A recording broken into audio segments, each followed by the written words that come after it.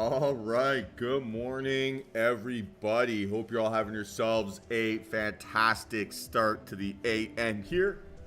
Happy Friday, and hopefully it's a tremendous finish to the week. Yesterday, right, Fed cut interest rates by a basis point, or sorry, by a quarter of a basis point.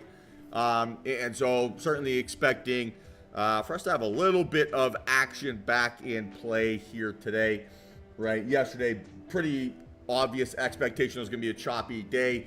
We took a small shot, didn't quite come together, and then everything else just kind of looked pretty lackluster throughout the entirety of the remaining session. Even the reaction, right, to the interest rate decision wasn't really that enthusiastic, right? Where's the 2 o'clock candle? So kind of just like a doji, not a huge amount of range, all things considered, right? Less than we historically see for FOMC. So definitely, relatively muted start there to the day. Looking forward to seeing how markets want to react or behave here this morning. Obviously, we've got pretty much every single narrative here now kind of like taken care of, right? Or at least in the short term. So election is out of the way. Fed decision is out of the way here. And everything seems to be setting up pretty well for markets to rip higher or to continue to give us some enthusiasm here to the upside. So I'm very optimistic, right, that we should have some pretty nice tradable conditions here over the next couple months, right, at least as we get towards that sort of Christmas period. And very much anticipate for us to have, probably like similar action to what we experienced in August and July, where it kind of ends up being maybe, I don't want to say like rips, right? I don't think it's going to be like 600-point days every single day, but where we get, pretty nice 100, 200-point moves on NQ, 10, 20, 30-point moves on ES, and we're able to basically just ride them in kind of slower moves higher, right? Where maybe not as much chop, right? Not as many fake outs, simply because we have a lot of those narratives not only syncing up, but historically going in the direction that is generally good for markets. Now, a couple statistics, right, worth mentioning here. And this is maybe a little bit of an outlier, right? So I don't want to put too much stock into this here today or assume that we're going to get this immediately. But generally, when the VIX sells off more than 20% over a 2 to 3 day period, right? We're at 31% sell off here on the VIX.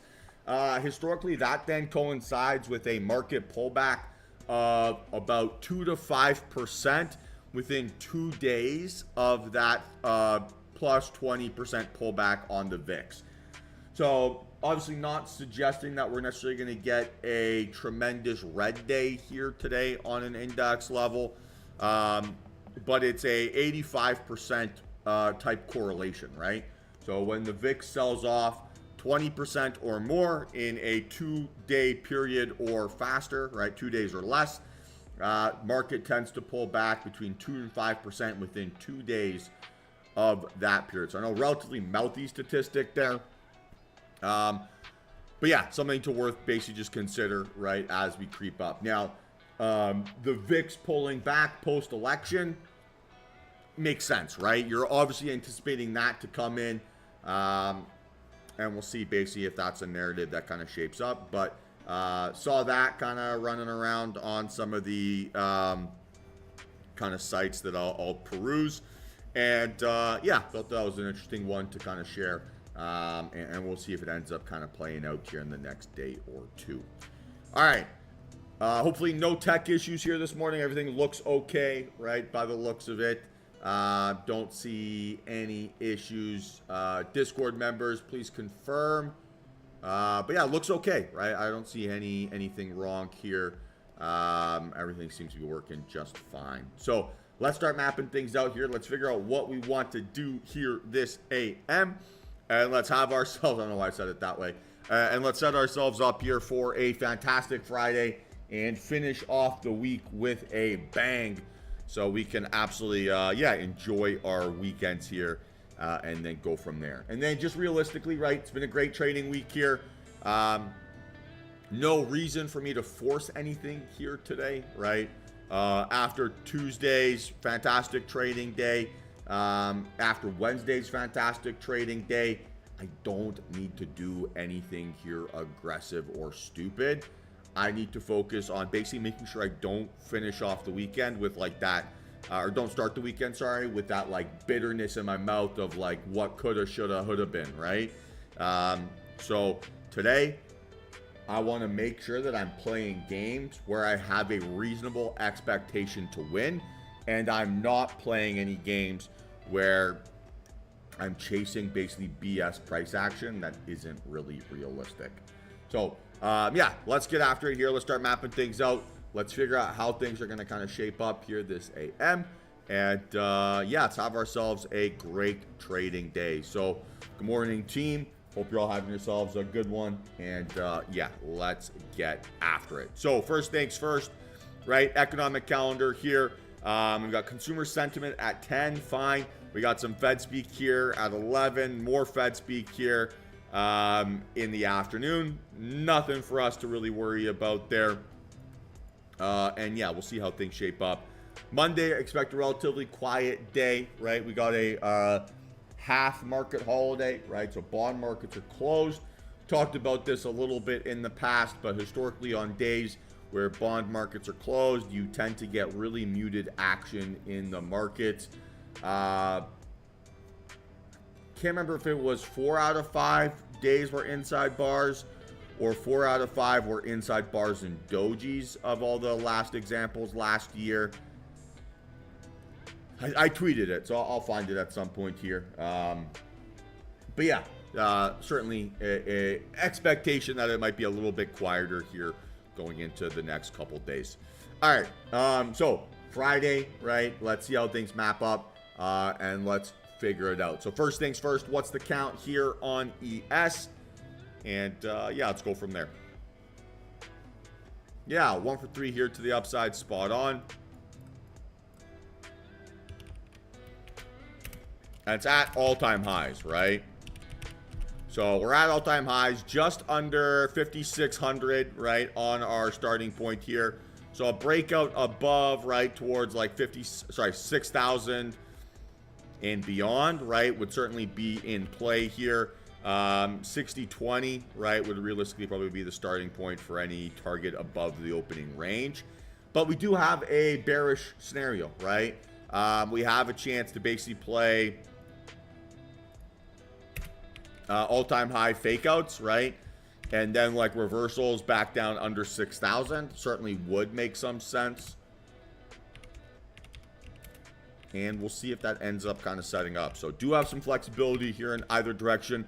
Obviously not expecting more volume than what we saw there on Wednesday. Maybe even not expecting more volume than what we saw there yesterday, right? With FOMC on the docket. But yeah, let's see. It kind of seems like everyone and their grandmother is bullish in general, right? Which obviously long-term I am too. But short-term, maybe that ends up causing like where the max pain trade is to the downside here to a certain extent. And it often feels like markets like to move in the most painful way, not the easiest way sometimes. So do have some flexibility here in either direction.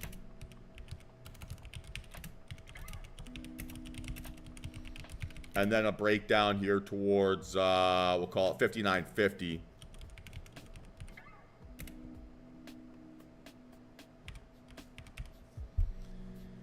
And we'll do quite a few stops along the way here, right? So starting point to the downside, 59.90, right? Which is approximately pre-market lows. And then we'll go 59.80, 59.70, 59.60. And then 59.50. All right, make sense?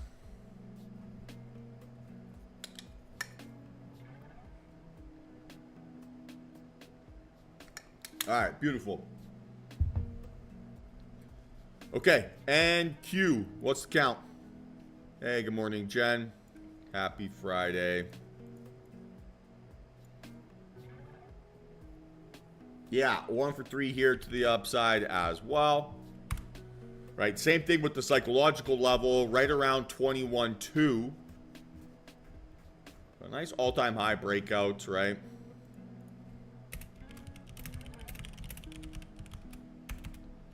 Talked about this a little bit yesterday, but my bias generally, right, as a trader is to want to fade slow markets. And us being slow or not like making a 6,000 point move at all-time highs doesn't mean I need to be bearish, right? So just fighting that feeling a little bit, right, realistically.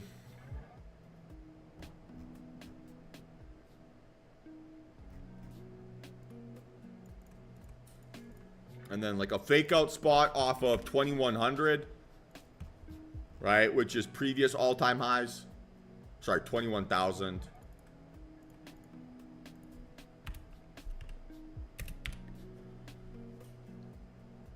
And then to the upside here, we're looking at a 21.3, 21.4, 21.7, yada, yada, yada. To the downside, right, same thing like we just had there on ES, where we're looking for a fake out here higher and then a breakdown lower.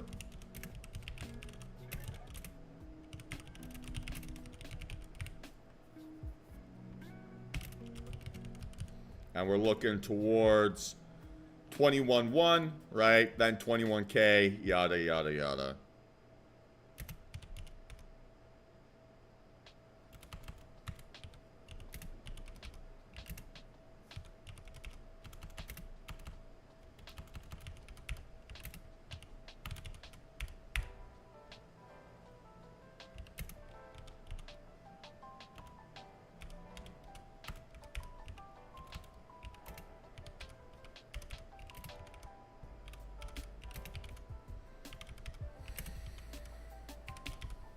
Cool. So again, not too dissimilar, right, to the narrative that we have on ES and NQ. Nice to see consistent stories here generally across the board.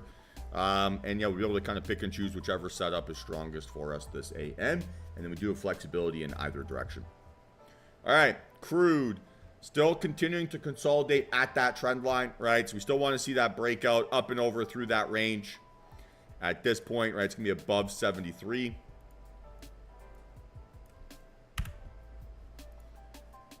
And then a rejection right at 72.50 has room to break down right towards 71, 70.50, yada, yada, yada.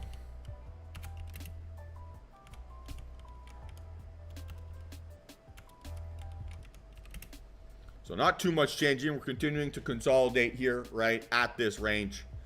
And then the only difference, right, is it's a still a 1 out of 3.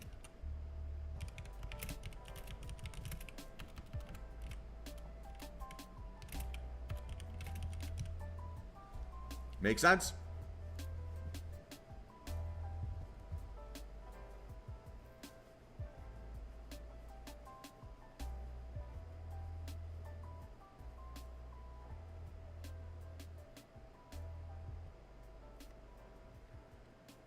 All right, perfect. So Apple here, green candle, decreasing volume, 2-cent gap up. So technically a 2 out of 3 here to the upside. We'll call this a 1.5 out of 3.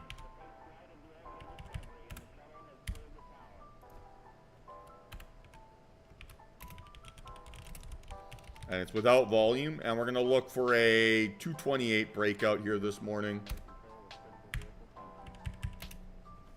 And then to the downside, I mean, in theory, it's got to be a 224 breakdown.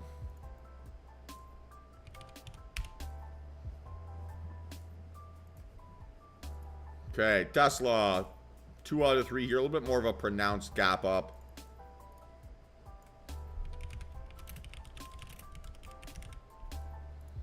And so you're looking for a 300 breakout. Impressive, lunatic. And then to the downside here, right, a breakdown under 286.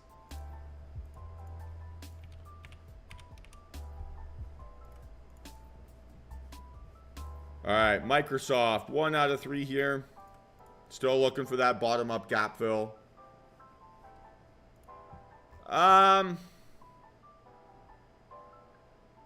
Gaps of like $2. I mean, maybe at some point that one to the downside does.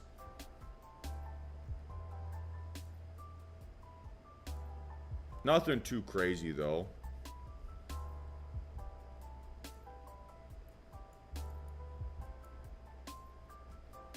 I don't know. It seems like with Elon running the Department of Government Efficiency, it might be a little bit challenging to short Tesla here in the short term. Too many positive catalysts.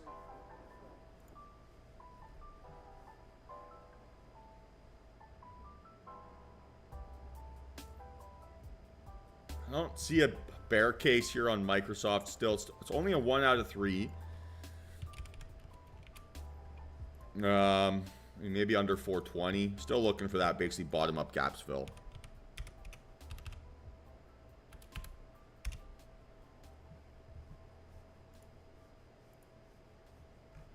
All right, Amazon, green candle, decreasing volume, gap down. So again, 1 out of 3 here. Probably the weakest green candle we've seen of all of our tickers here so far, right? If I'm trying to be objective this morning.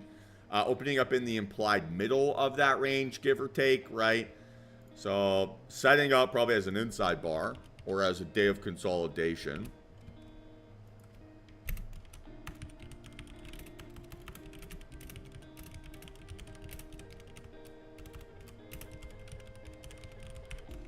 That's really the first name we can say that about here so far this AM. So we'll see if it drags things down with it.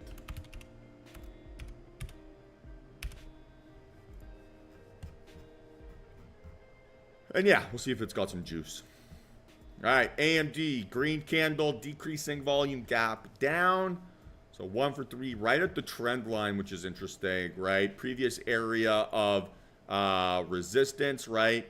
Sorry, support to the downside, now maybe acting as resistance. So I'd like to see it get back and over that 150 standard, right? Use that trend line as support and basically turn that into like a fake out setup. It is a gap down here.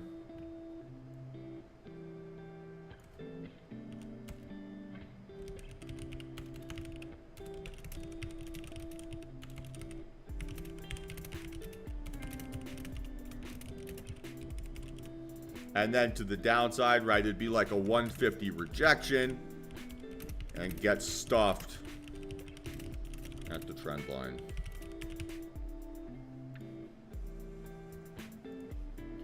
All right, NVIDIA creeping up into earnings here November 20th, so still a little bit of ways to go.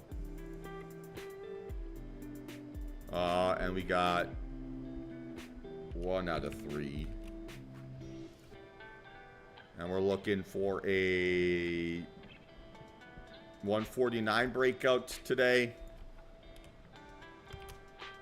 Or to the downside, right under 146.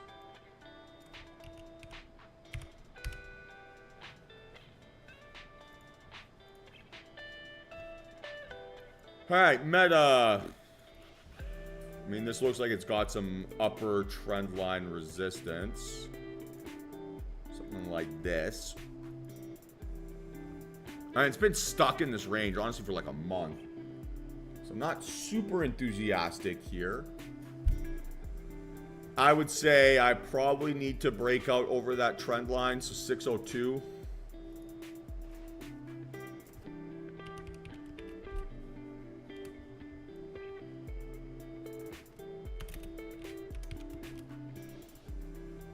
And then to the downside here, basically reject that 600.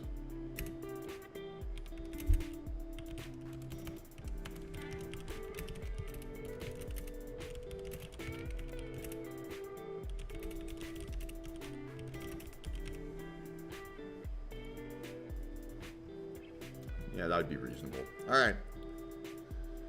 Netflix.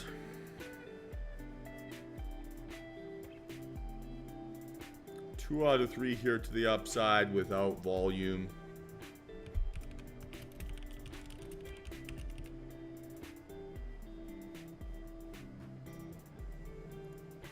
So we'd like to see an 800 breakout here this morning, right? It's just under that barrier, 798. We got a lot of names at psych levels, right? A lot of names at like 150. Netflix at, 800. Tesla pushing 300, right? Indexes at 6,000. 21.2, right? So there's a lot of zeros that we got to deal with here. So let's basically make sure, right, that we're not getting stuck at those barriers and they turn into support, right, versus resistance this morning. I feel like that's generally going to be the theme I see here today.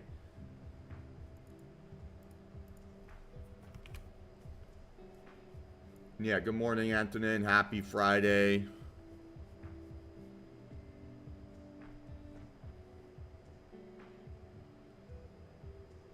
No, Norm, if you shouldn't be able to see them in your own trading view, it's not going to update in real time. But you should be able to see it on my screen. And then if you go into the FAQ section and you click on my notes, the copied version will have the updated version, but it will not update in your personal layout.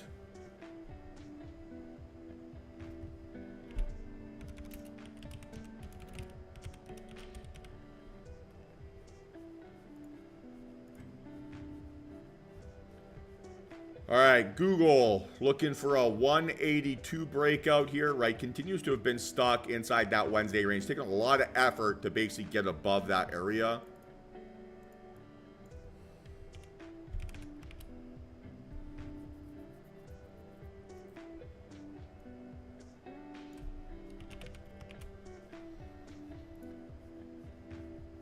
And then a rejection here, maybe off of like 180, has space down towards yesterday's lows.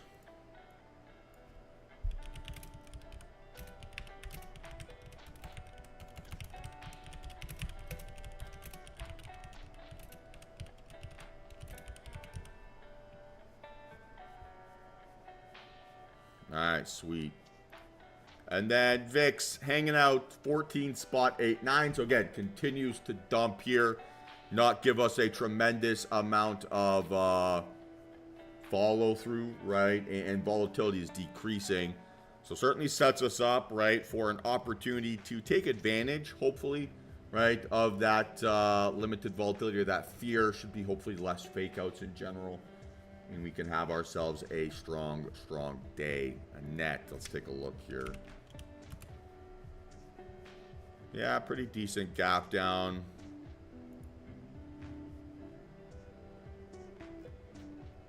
Well, I don't know. There's a million reasons why things gap down, right? Post earnings. Could be that the guidance is bad. Forward guidance isn't bad, right? Seems like the last time they had decent earnings, they gapped up. What happens to it outperform by here? 15 versus 8. Maybe they're saying it was priced in. So really how price action reacts to news is kind of random. But this would be setting up as a pretty textbook Bollinger Band reversal setup. All right, guys, we got about 7 minutes here till market open. Any questions here before we start the day?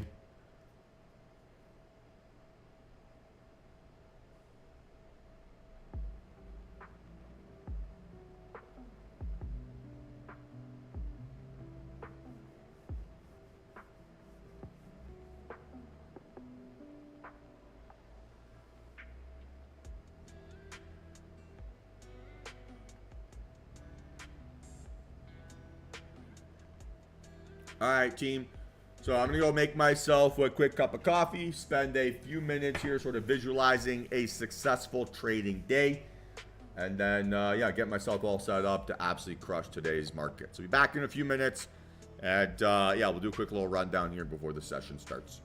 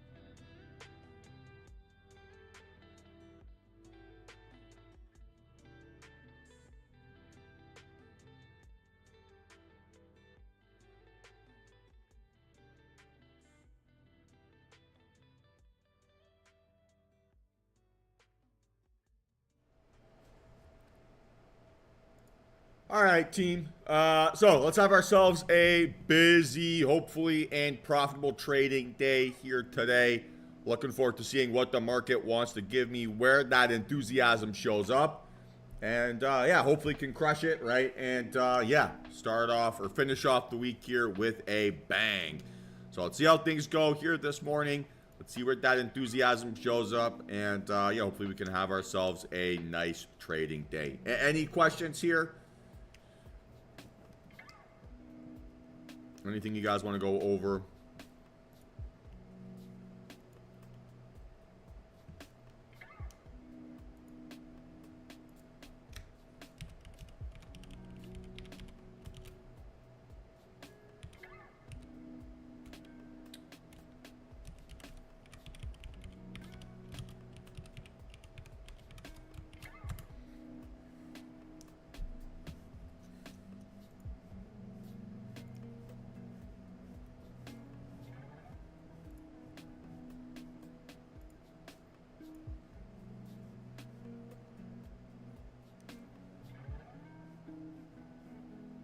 Pretty good rip to start the day here.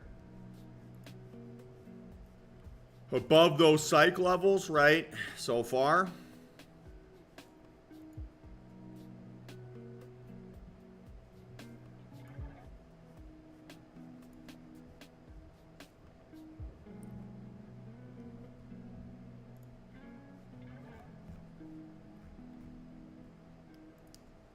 Volume-wise, not so terrible.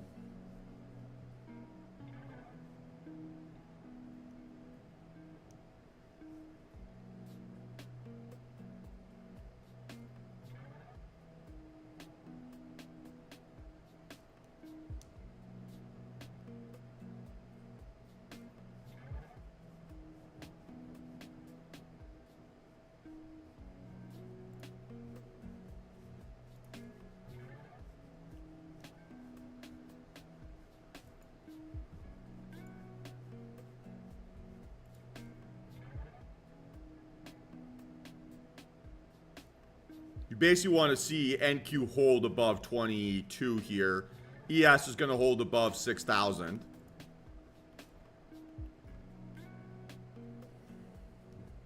So you want to see those psych levels basically not act as any area of resistance. So far, we've seen dip buys under that have been gobbled up pretty well. Not bad volume as well here this morning.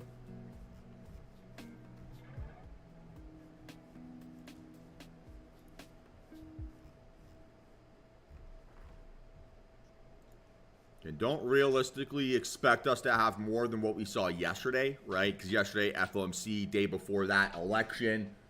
So today's kind of more like, I want to say normal volume standard, but just probably not as crazy of one.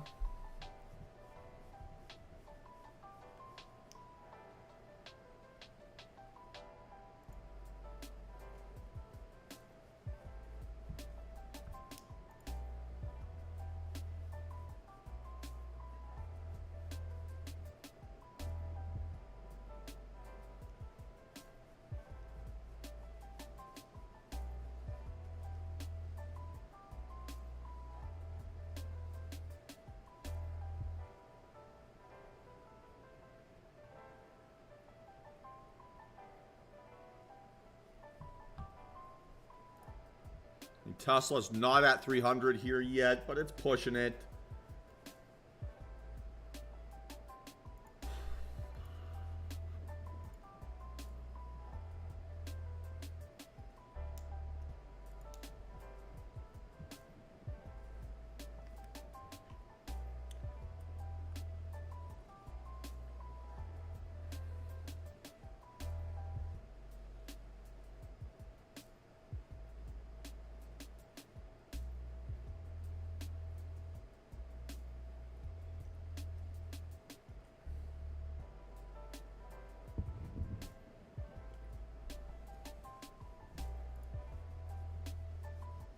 Okay, so now starting to maybe see some rejections here.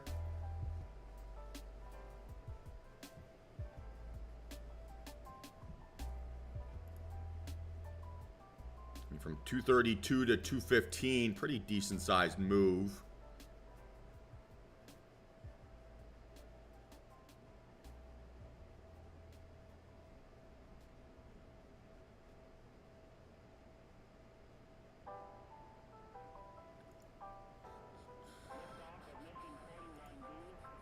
$608. Tesla above 300, so I would think this probably still pushes up higher still. It's kind of not the reaction, right? It's not exactly a consistent narrative here on the indexes.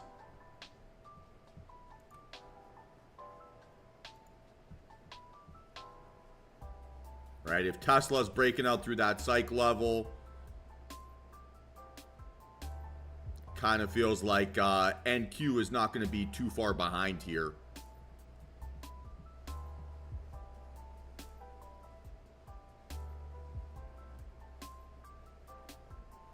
It's my hypothesis, right? 303, 304 now. This thing's a beast. Huge volume as well. So interesting start to the morning. Very interesting start. No active setups here yet, but interesting start to the day.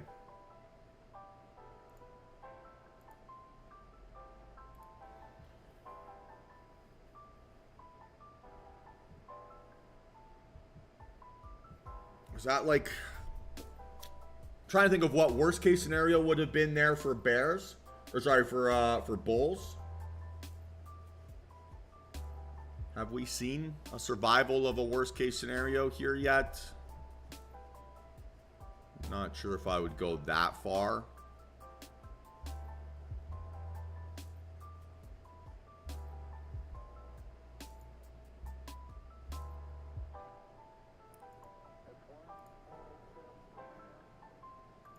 Yeah, I'm really impressed with Tesla. Why didn't I put my entire life savings into options on Tuesday? That's what I should have done.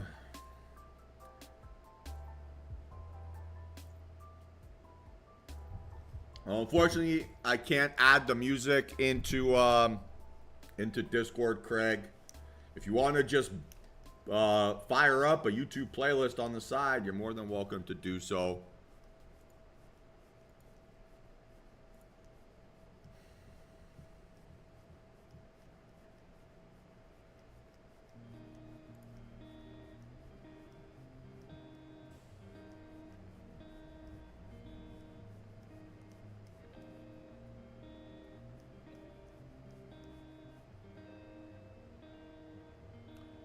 Well, I do have the audio going, Rico, but the way that I was sharing the YouTube playlist was through digital speakers as like a file, right, that I downloaded.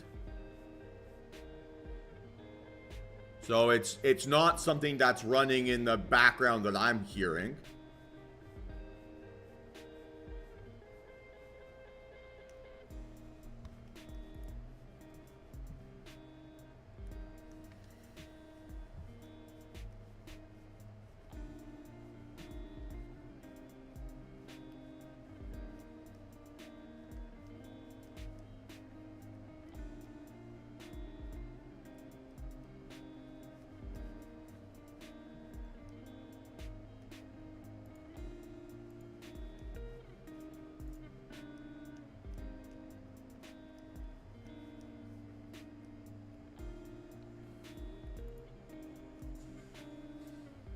Pretty chill start here.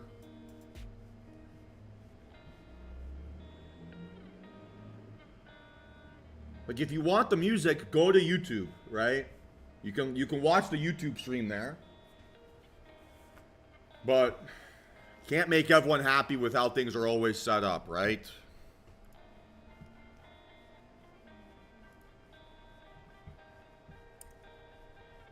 There's only so much I can do here.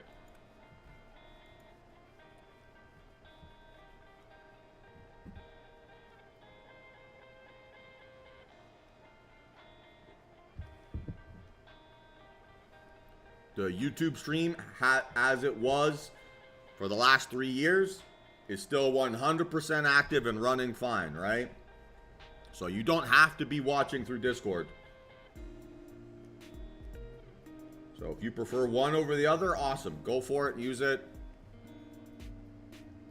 But I don't have the capacity to make both identical. So don't ask for that, please.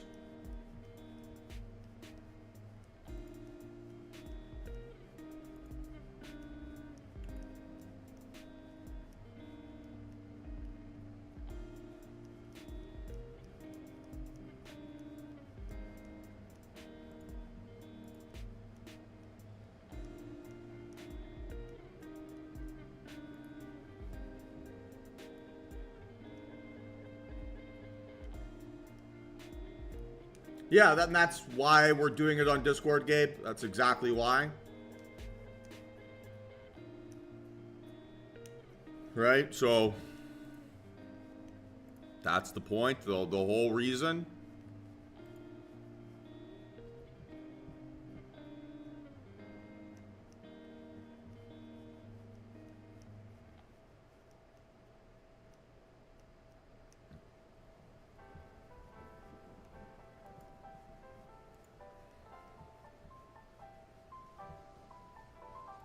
ES has a chance here to go increasing volume on a breakout. Would ideally like to see it hold above ES and NQ, both above those previous areas of resistance, right?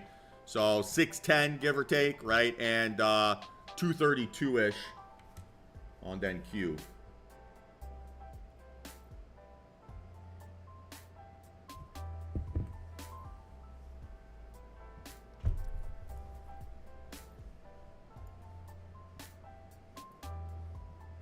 Whoa. Did I miss something on this?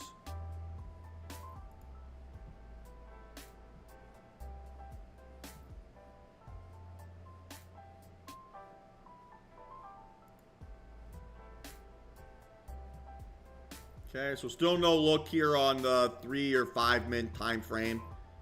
At this point, we may just be waiting for market data at 10. Might ultimately end up being what the scenario is here. Like the 1 minute tells us a bigger story, right? Where 3 minutes of movement, 9 minutes of stickiness, right?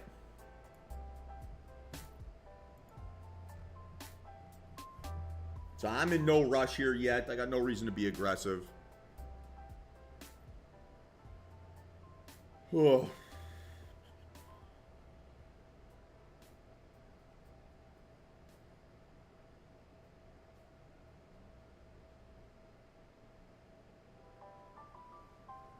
$213. I mean, we're holding above psych levels still.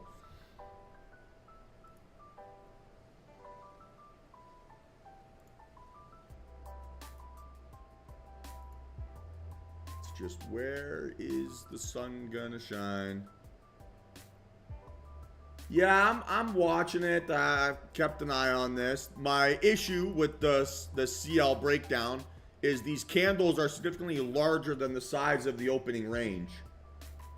So it's kind of like an outlier move here. So for me, that feels potentially like capitulation more than continuation.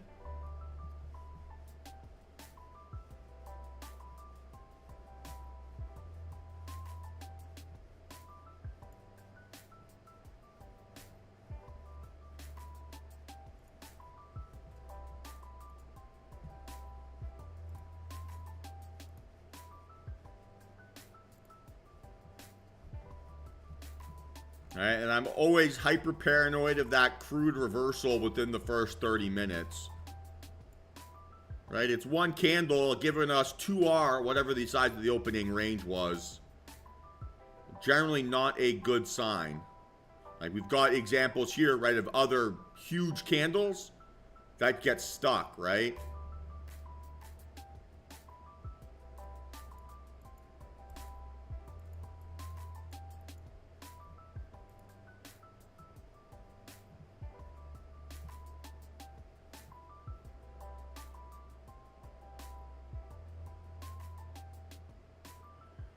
So all the width of the candle is it just shows you if it's high volume or low volume. It's just a way of visualizing that slightly differently. It doesn't account for anything else. They're just called volume candles, right? So if you were unfamiliar with the definition, you can click that, and it'll give you that extra information there if you want.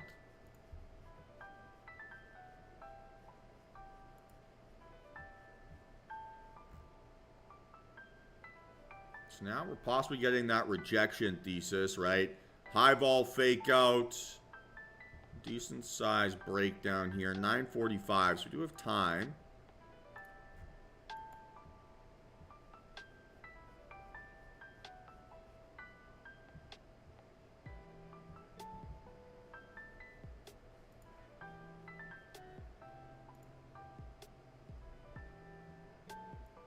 So as is, stop loss would be 192.25.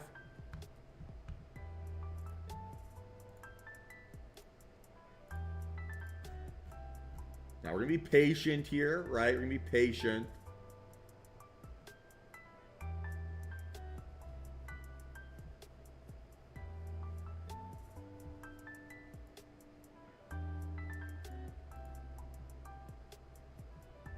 Now 196-ish.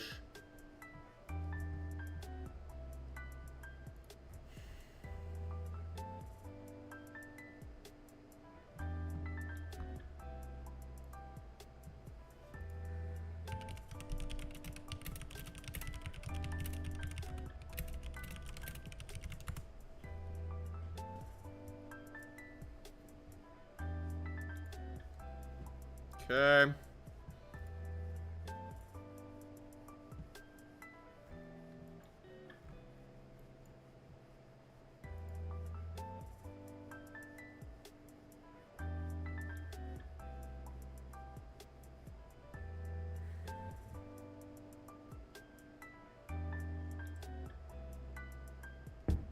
Okay, no reason here yet. No reason.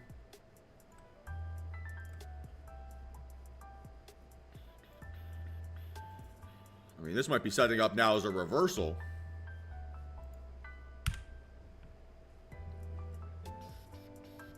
Pretty big volume, right? This should be increasing volume here on the 3.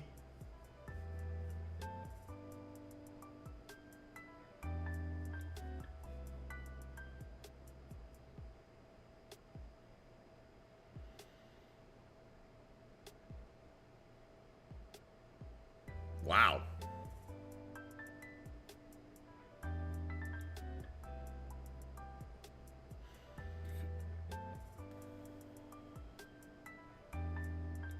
So again, it's got to hold above 200.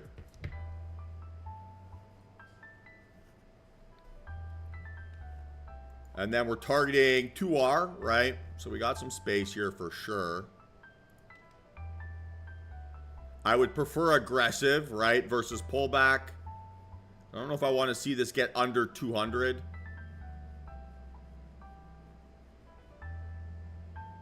Let's see how it bounces.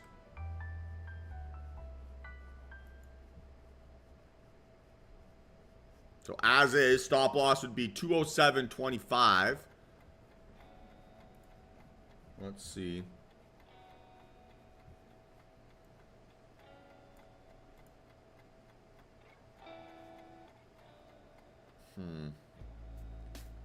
ES might be pretty similar here.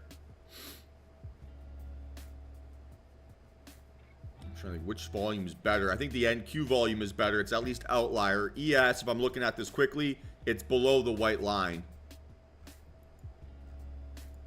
So that's the reason to avoid. Now on a pullback setup here, stop loss would be 174.75. Right, which is challenging.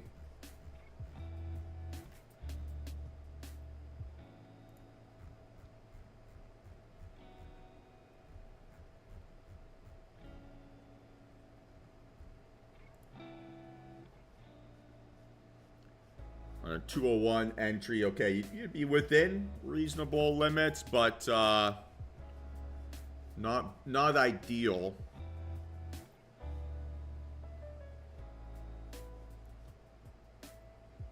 Okay, so now going to have it set up for stop loss at 204. Hey, good morning, Cameron.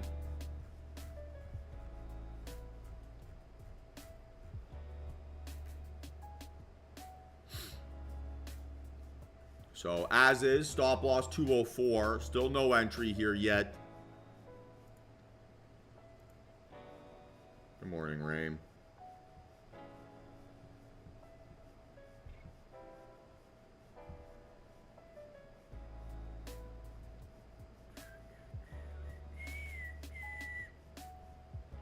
I got Hoobastank stuck in my head here today. I don't think that's a good thing. So we're looking for a little step-by-step pullback here.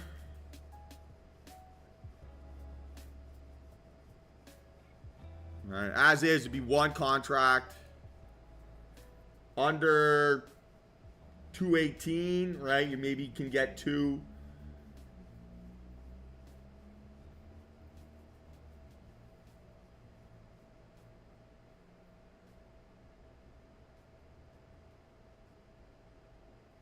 All right, still waiting here, still waiting.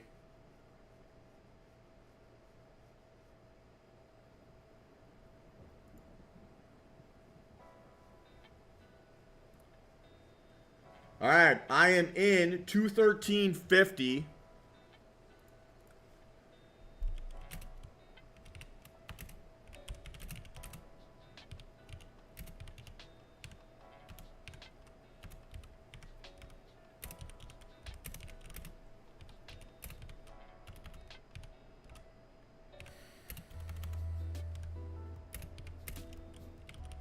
That's two contracts.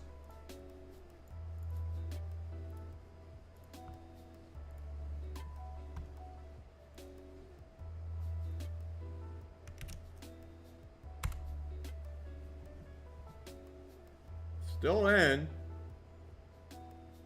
Oh, I just took the stop.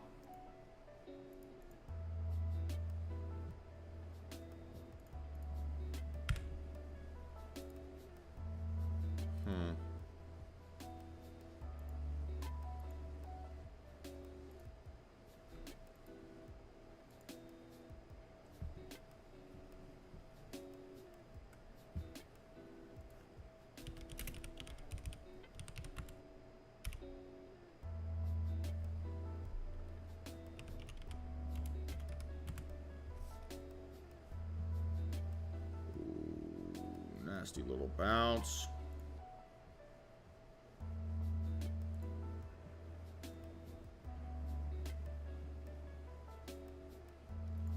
Yeah, that's mean.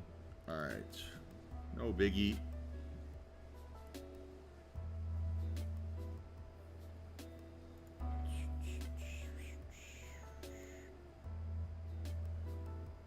Literally point away from being the right stop loss. That's tough.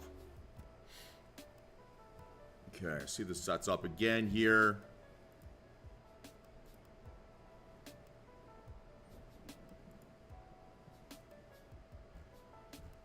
So we could possibly play this on the 5-min now, right? Same idea.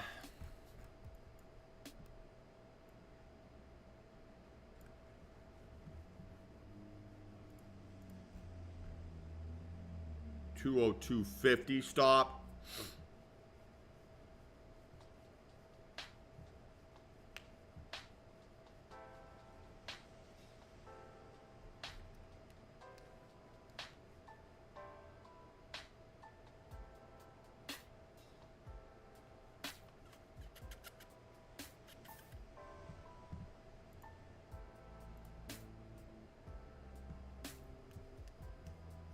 Don't need much here, which is tough.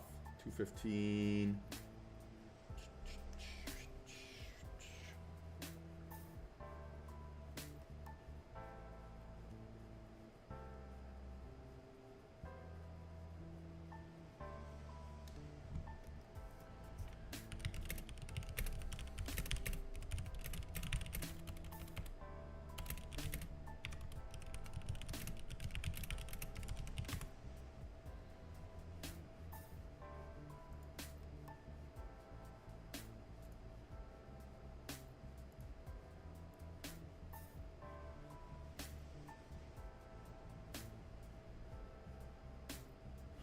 So it'd be one contract at this. I'd like to see a deeper pullback. I was too fast.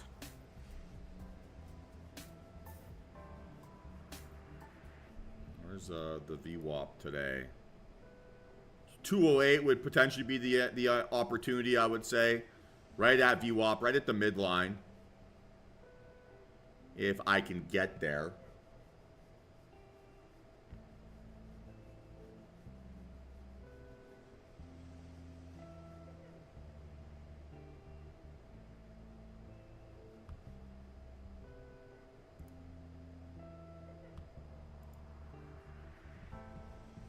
Okay, so I'll be watching around VWAP.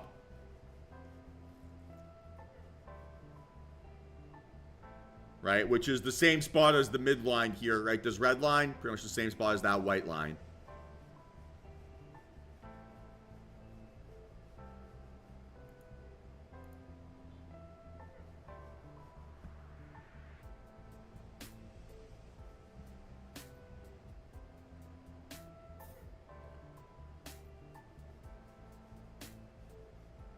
Okay, watching closely here.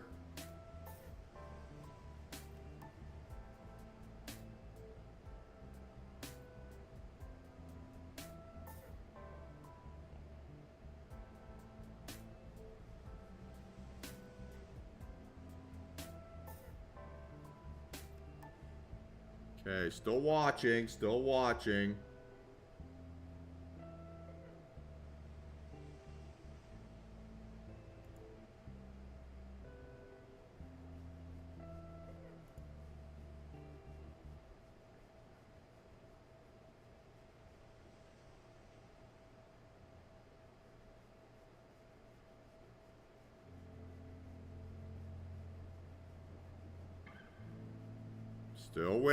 Still waiting, right? It's been elevator down, not bouncing off of that area here yet.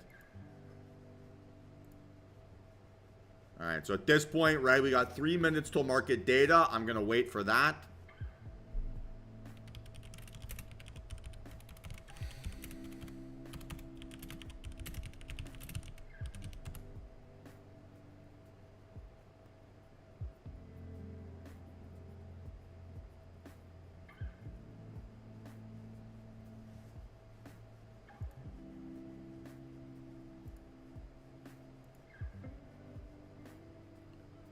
Hopefully everything gets sorted out for you, Oz.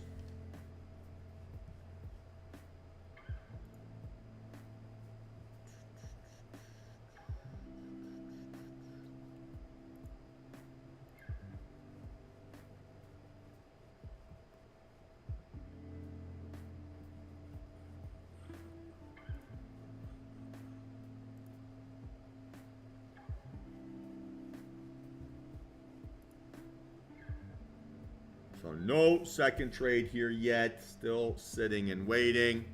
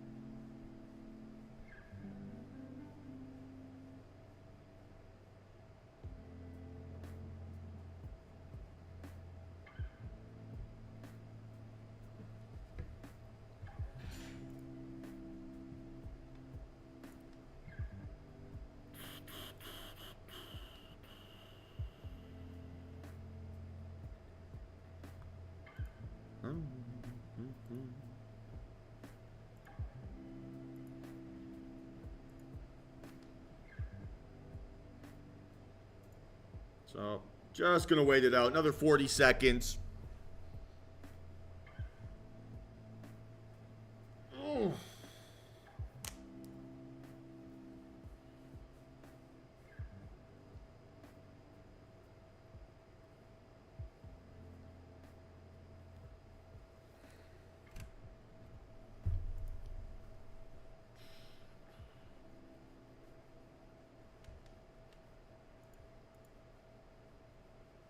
Yeah, CL has not made lower lows through that big candle, so I felt like I read that well.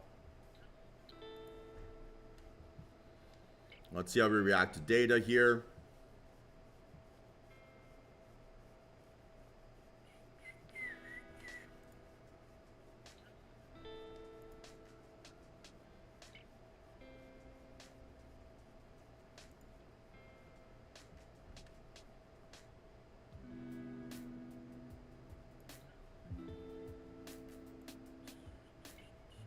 Stop loss would then have to be 198.25.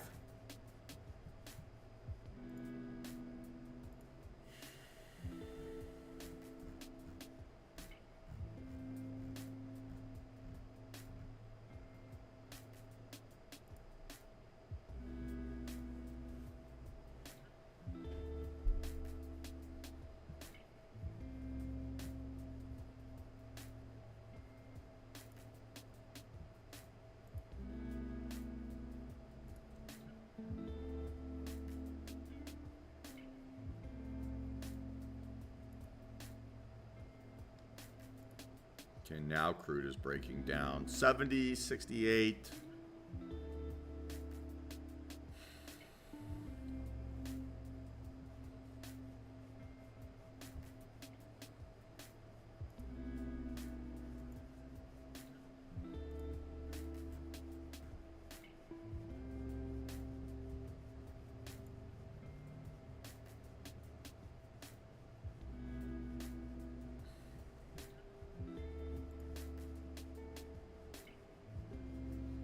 Still interested in NQ here.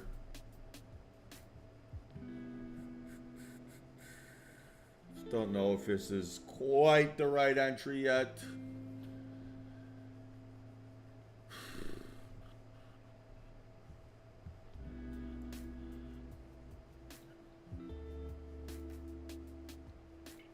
Just very bouncy, right? Very, very bouncy.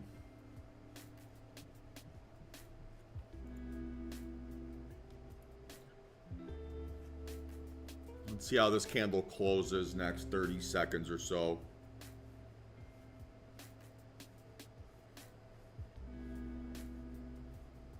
It's a pretty heavy wick zone at 220, right? Pretty heavy.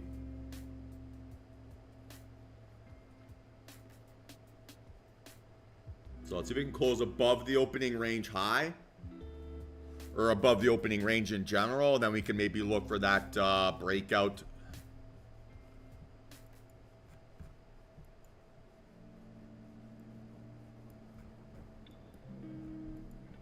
We got close, it tested it. It's another little wick.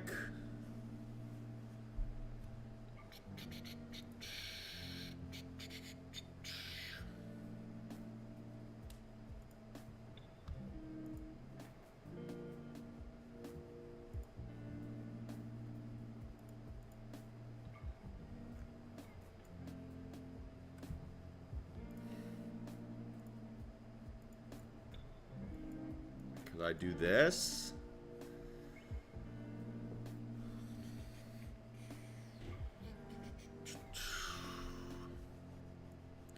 Don't think I could do that. So it'd have to be the pullback.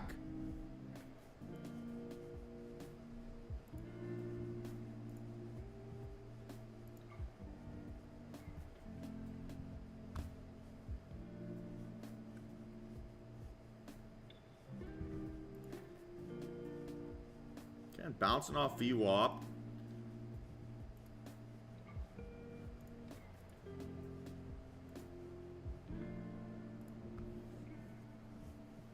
So crude would have to be above 70, 75.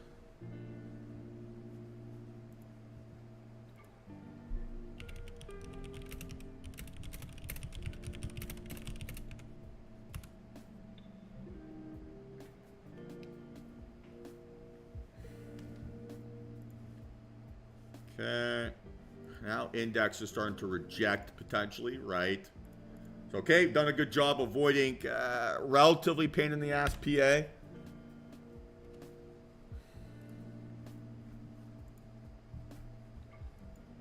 So definitely watching CL here. Like I said, stop loss at 83, so 10 cents, right? Actually, less than that. 8 cents, right, as a stop loss. So you could go 6 contracts, right? Something like that. There's no scope here for the aggressive entry technique, right? Has to be the pullback only.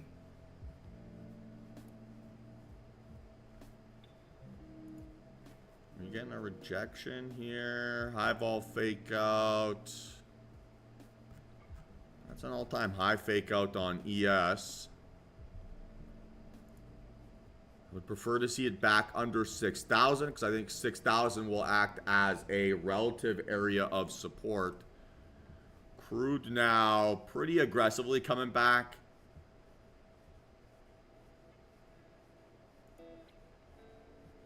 So I might be more ooh. It's a little inside bar. Survived, worst case scenario.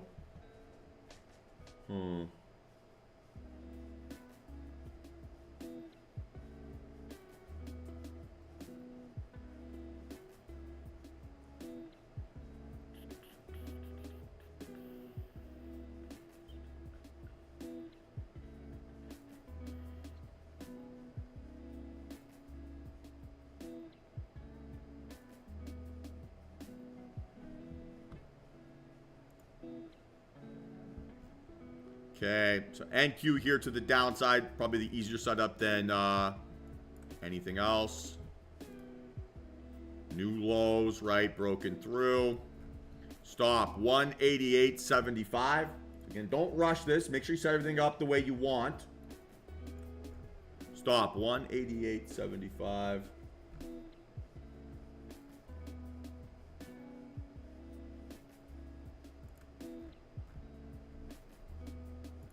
Again, see if it survives worst case scenario. And then look for an entry. Might have to push this up.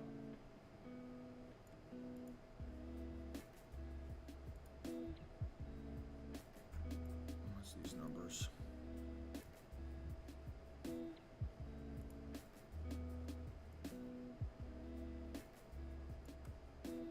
Starting to move too much.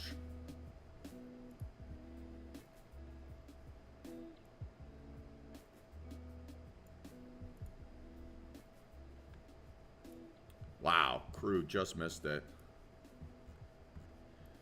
Okay, so now breaking through 50, we have a target towards now 70.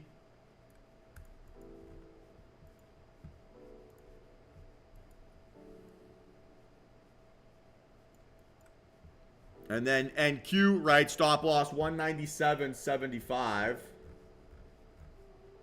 Still below 200, so that's okay. Albeit not perfect.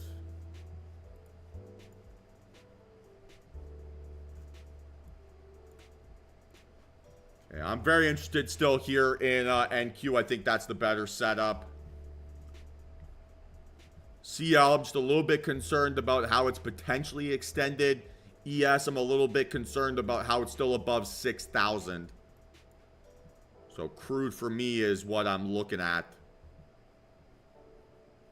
And this would only be a one contract play. All right, lower low, lower high here. So going to be watching for a little pullback. Okay, now it could be 2 contracts.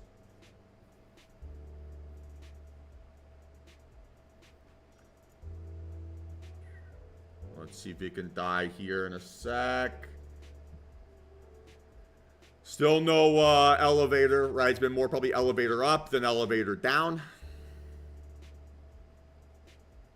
We want to see that rejection. Okay, better. So now it'd be 1 contract.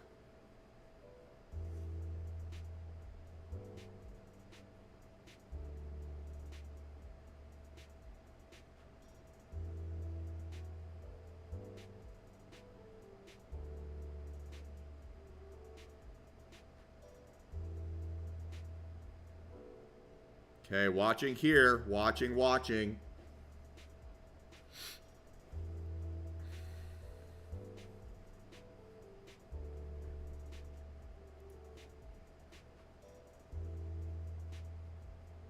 Okay, guys, I am in average price 180.75. One contract.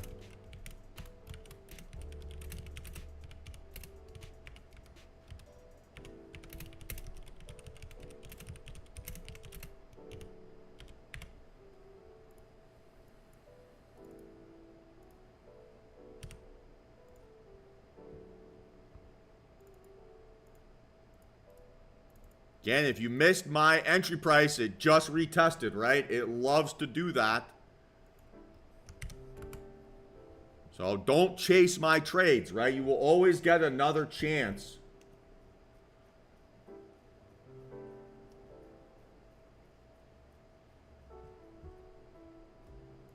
So far, so good, though. So far, so very good.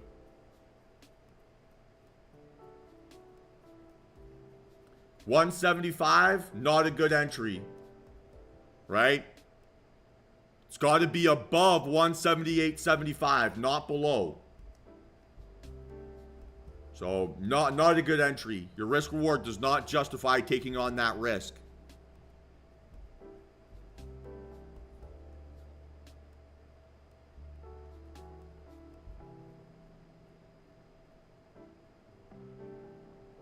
Like, guys, these are basics. Like, we know this, right? Like, I map out my Fibonacci's here for a reason, so that you don't chase trades. You know that I can take an entry above 178.75. Anything below, I can't take. So if we're going to skip those steps, I don't know why I'm working through my entry logic so precisely, right? If we're just going to ignore those structures, right?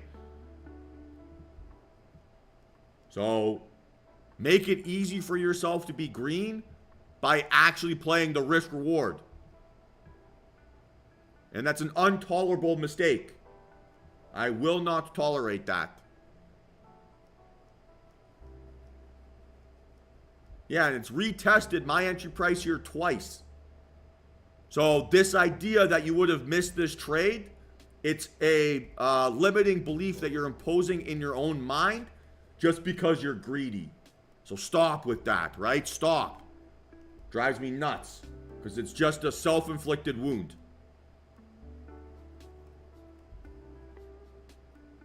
Yeah, right? It retested entry. So Gabe, you waited 2 minutes and you got it. Not a big deal. Nice entry, Derek. So guys, we can't be greedy assholes, right? It's the fastest way to just send ourselves over the edge and drive ourselves mad.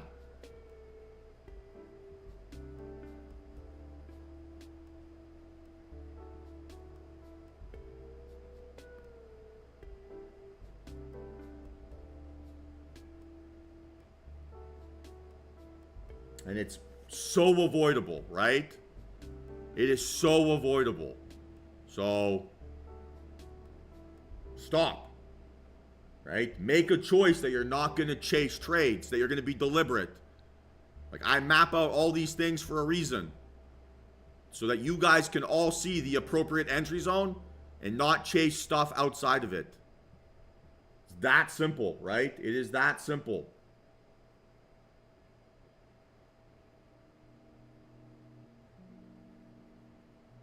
Again, there's your third retest of the entry price.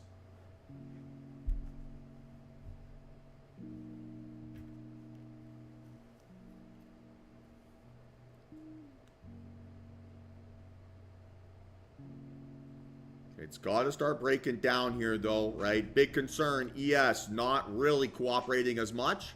So we'd like to see it make lower lows and start to flush. In good shape, but want to see more follow through, right? Nothing here has invalidated this entry yet, Sammy.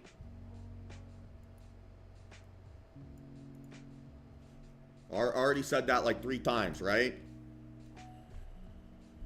Guys, we gotta be We have to be deliberate. So far, so good here. Again, let's see it break down, make lower lows. Great entry, Kiki.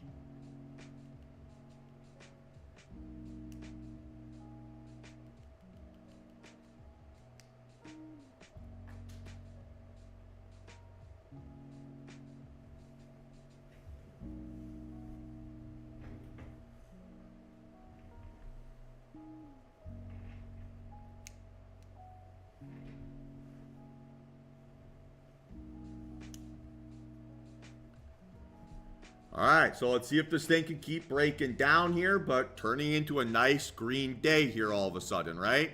So we can keep getting some further follow through, really push this thing lower. We should be in great shape.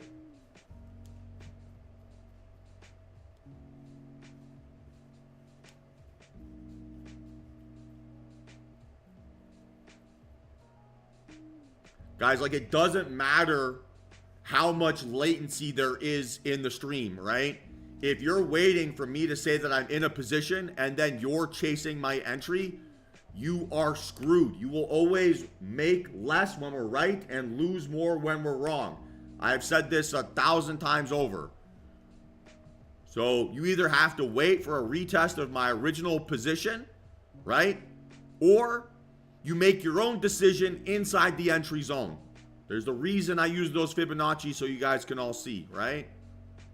But if we're going to skip those steps, and then I have to try to, like, I have to be 100% correct for you to be profitable, it becomes an impossible situation for you to make money, right? So I don't have to map out my Fibonacci's this way. I don't have to tell you my entry price.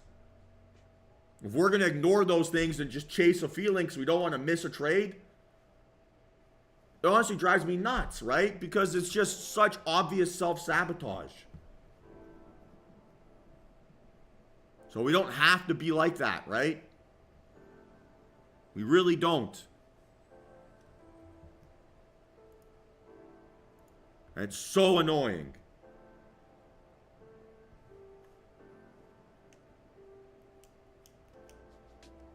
Right? Is that understood by everyone?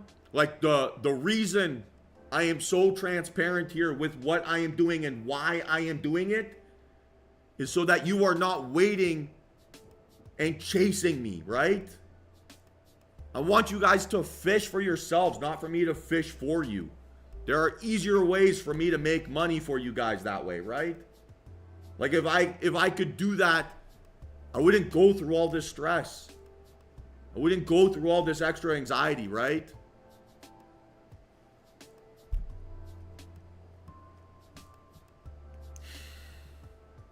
So if you want to be successful, be accountable to yourselves. Don't expect me to bail you out, right? That's not how it works. That's not how you're going to make money. You want to be a killer? Be a killer. Right? Be deliberate. Be specific. Don't chase. Like, gosh. And then I have to do one-on-one calls with you guys and talk you down off the ledge, right? Because you're chasing trades. Stop. We know better, right?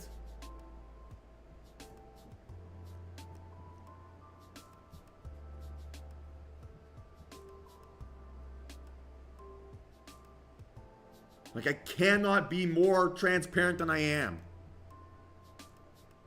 And yet we're still breaking our rules, right? We're still doing things that cost us money. And then you wonder why you don't make the same P&L, right? Goodness gracious, guys. You have to save yourself. Have to. I will not do it for you. I cannot do it for you if you ignore the entry zones, if you ignore the risk reward, if you ignore the position sizing. I just can't. And it drives me up the frickin' edge.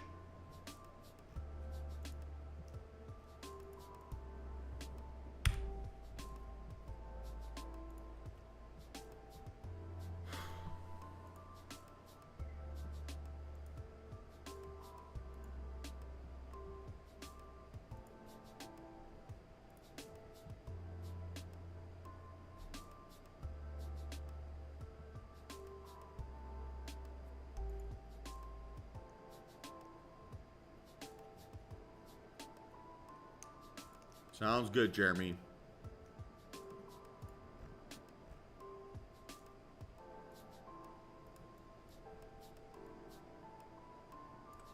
Possible little 5-minute reversal. Everyone see the entry zone here? If you take an entry at 232, you are an asshole, right? That's what you're telling yourself. You're not trading, you're gambling. You're taking trades that are outside of your risk-reward zone. You no longer have an expectation of being profitable.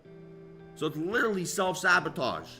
It is self-sabotage completely visualized. So if we're going to ignore those things and we're just going to chase trades, I'm going to stop, guys. I'm just going to stop. It is not worth me getting this frustrated over you not being able to control yourself. It's not worth it.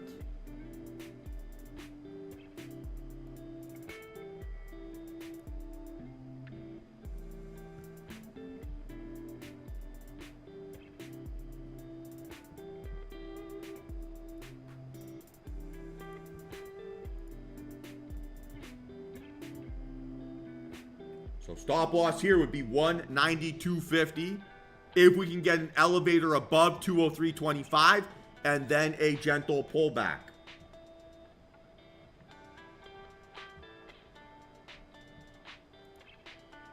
If I don't get that reaction, then maybe I can look to play something else. Everyone understand their entry zone. Is it clear? Entry anywhere under, once we get above here, right? Under that 236, once we get that move.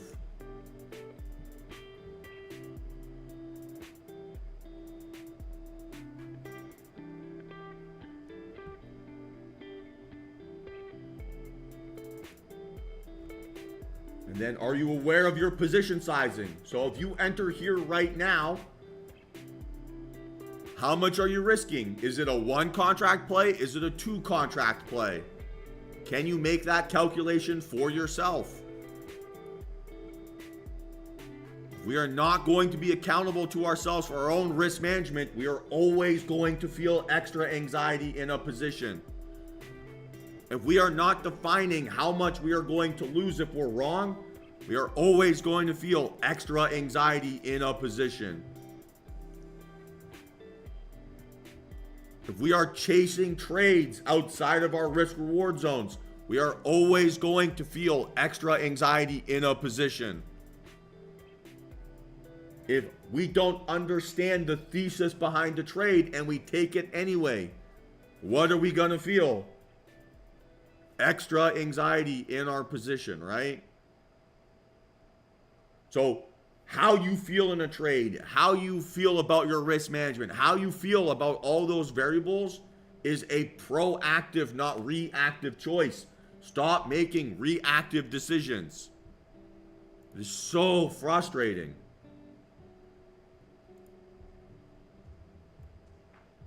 This is all we talk about every single day.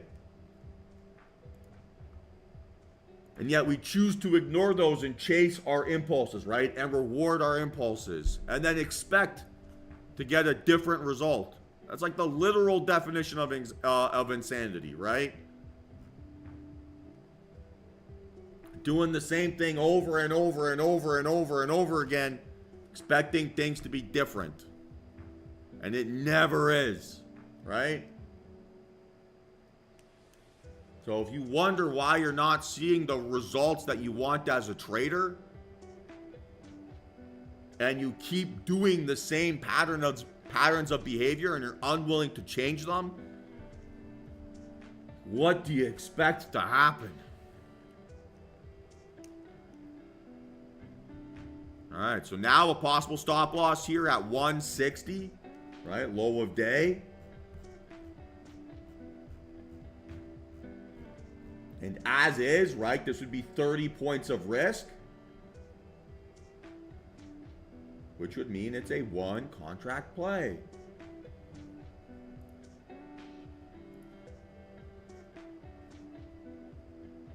Guys, we gotta hold ourselves accountable here.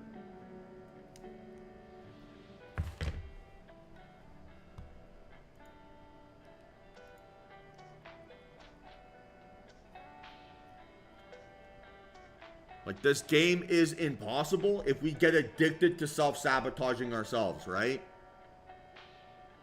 Like, I know I'm getting ranty and ravey here, but this is literally the thing I am most passionate about.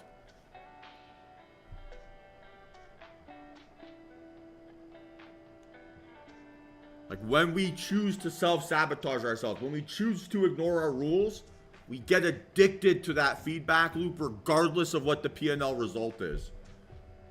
And then when we get stuck feeling that way, we do not stand a chance. We will not make money. And no one else will tell you this. No one else will share with you this harsh reality. Everyone else will make you feel as if I can keep gambling and eventually I'll get away with it. That is such like a BS way of thinking.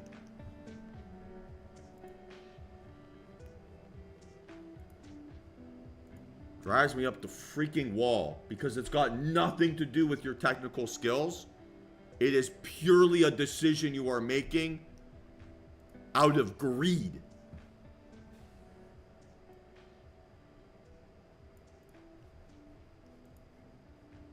So if you don't want to be a loser, stop behaving like one, right? Losers chase. Losers rush into decisions. Stop it. It's a choice. No one is forcing you to place a trade. It is your decision to ignore your risk management. It is your decision to ignore your entry zones. It is your decision to try to get a worse entry than me, right?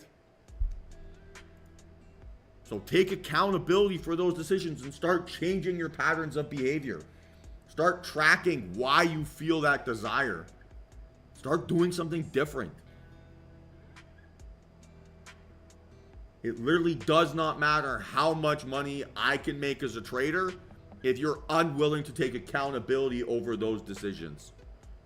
Because then all what will happen is that when I have a losing trade or two losing trades or I'm down $700 on a day, you're going to be down $1,500, right?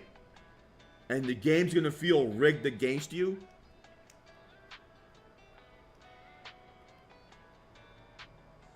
Because you're not playing the probabilities, right?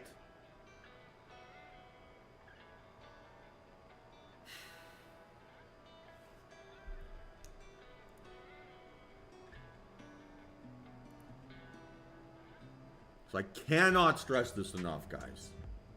I honestly cannot. It is the most important thing. The strategy, your win rate, what funded account you're doing, what size funding you have. It's all a distraction, right? It is all a distraction over you making good decisions that set you up to be successful. Make the main thing the main thing.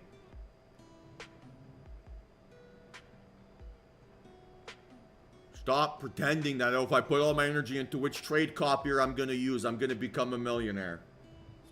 BS. Stop thinking, oh, if I go with the expert plan or the milestone plan, it's going to make me rich. Oh, if I go with fast track trades over Apex, I'm going to get rich. It's a distraction. It's hiding from you the things that you need to take accountability over to actually fix your trading. And the reason most people aren't profitable traders is because they refuse to eventually take accountability for those decisions.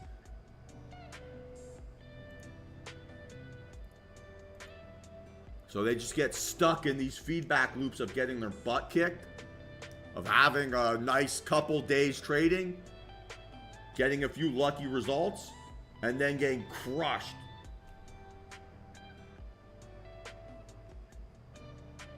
And then eventually you just lose enough money where you have to give up. But you didn't give up because you didn't have the technical skills. You gave up because you didn't actually take accountability over what you needed to have fixed. The market is giving you feedback over what is wrong with you, right? But 99% of traders choose to ignore that feedback and pretend that that isn't a problem. And so they lose money repeating the same stupid habits over and over and over again. Right?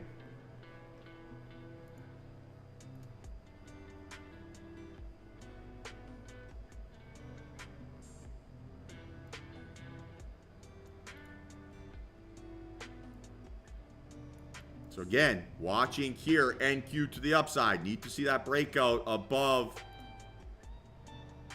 this red line, right? 204, and then stop loss, 187.50. So I'm setting everything up, right? I'm thinking about my position sizing. I'm thinking about my risk management.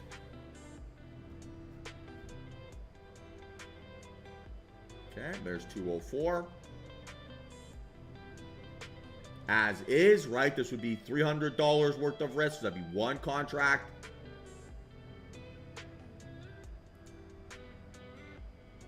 Okay, and I'm going to look for a pullback here.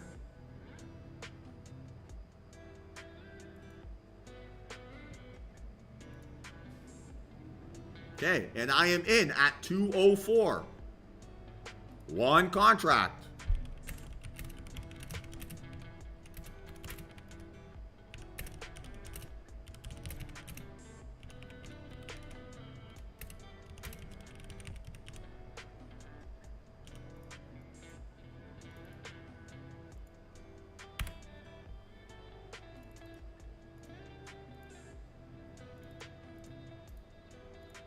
Everyone understand how I did that process?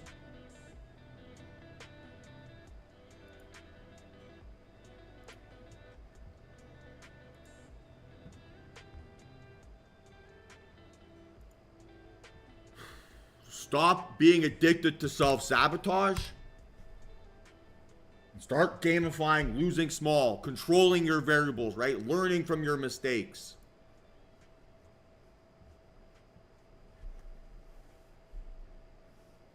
Because I'm too emotionally invested in all of your guys' success to see you addicted to making the same issues, right?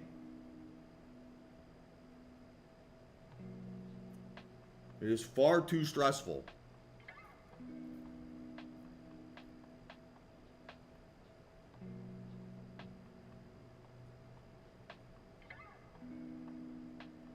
And I'm not saying this because I don't like you guys. I like you all on a deep level, right? I just don't know how to give non-honest feedback.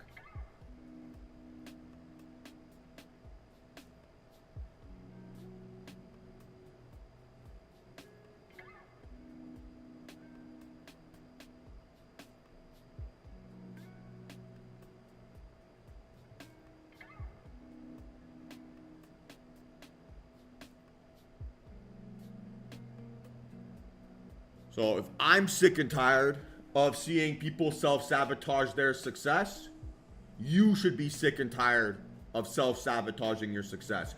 Use that urgency to change behaviors. Don't expect handouts or to be bailed out or for things to be magically perfect. You have to work on the problems that are going to cost you money, right? What I can show you is how I work on mine, how I try to fix them, how I try to improve my trading on a day-to-day basis.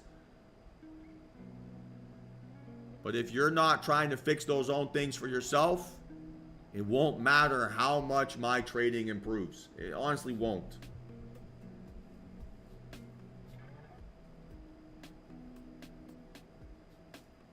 So I can provide strategy, I can provide guidelines, right? I can provide all those things. But if we choose to ignore the things that cost us money, they will continue to cost us money.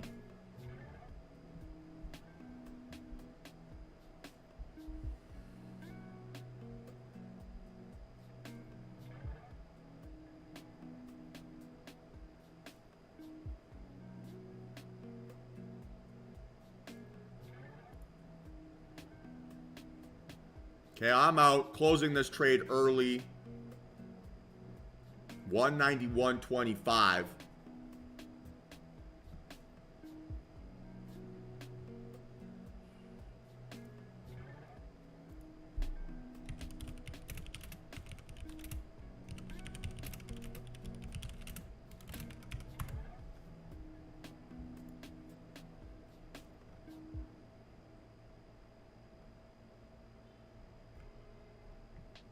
So I lost $260 on that trade instead of losing $360. Good decision, right?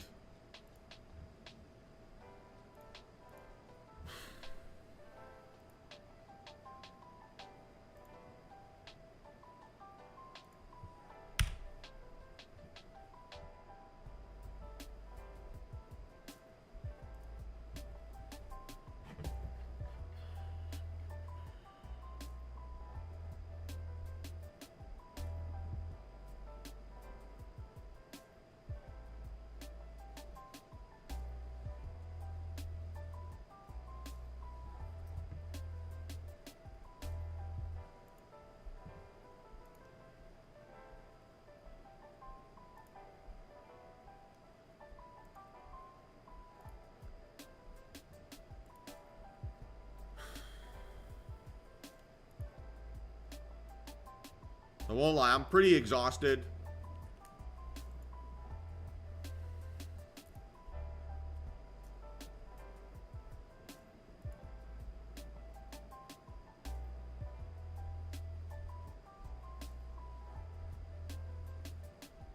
I needed to have gotten some baggage off my chest here today.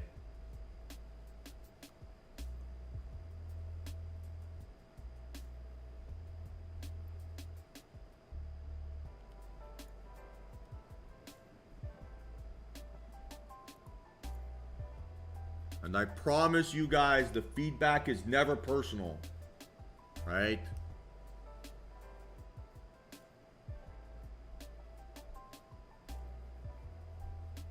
It is never personal. I want you all to be as successful as you want to be.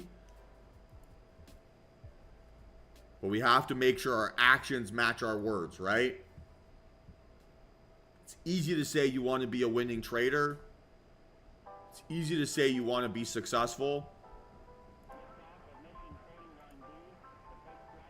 It's difficult to actually make your actions match your words. And most people won't. So this is your decision or your opportunity to make that your reality, right? Make your actions match. And if they don't, figure out why they don't or why you're unwilling to put in that work. Fix that. Find your fork in the road. Find your pattern of behaviors and make a plan on how you're going to behave differently the next time you get there. Don't allow yourself to keep just making the same mistake over and over and over and over and over again. It's exhausting. It's exhausting to see happen to people, right? And it's exhausting to live through that because it feels helpless.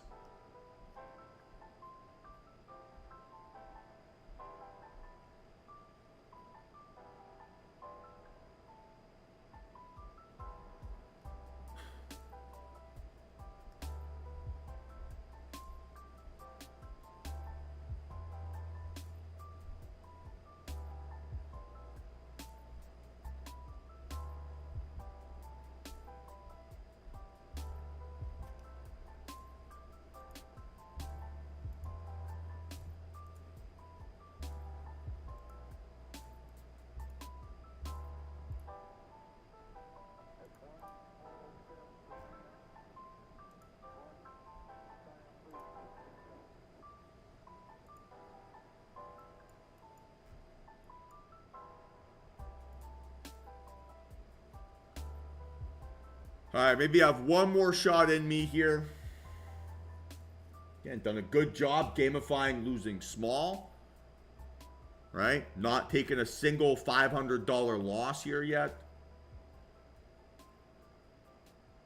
So those are good outcomes, right? And I honestly believe that.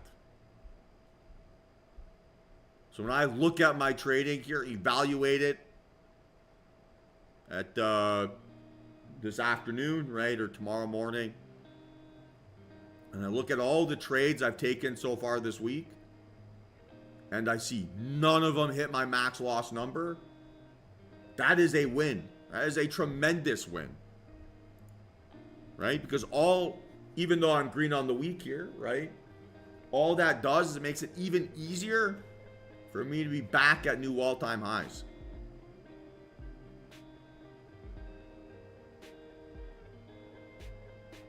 So it's gamifying losing small. It's choosing to not make the same mistake over and over again. Choosing not to chase, right? Choosing to fight back against your greed. Being deliberate, being specific. It will make you more money long term than chasing that quick, cheap win.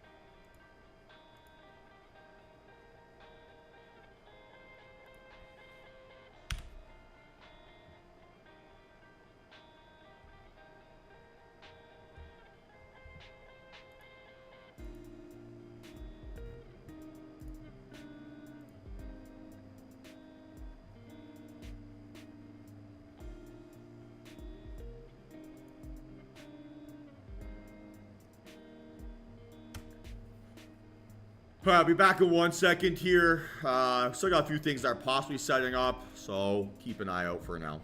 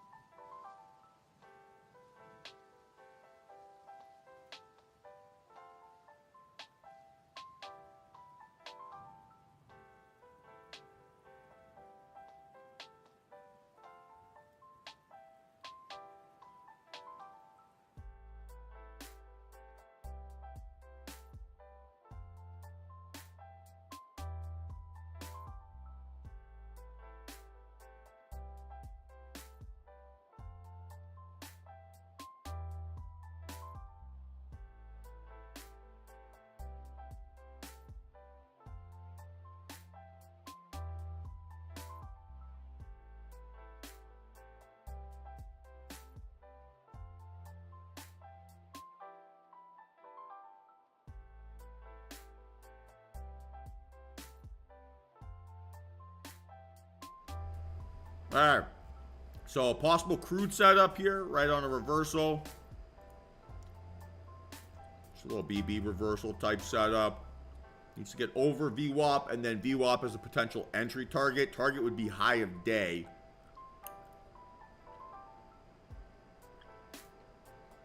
All right, ideally something like this. Or alternatively like that.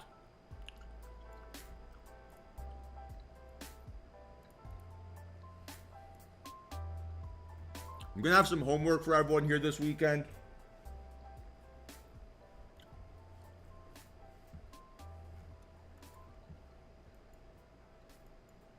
I'm not, maybe that's all I want to say. But, look, when I decided that I was going to be a trader, and I don't mean when I worked institutionally, when I started working for myself, and I was trading my own money. I've shared this story before, but I had like a really good couple month period, and then I gave back pretty much everything I made in that 3 months in like 4 days.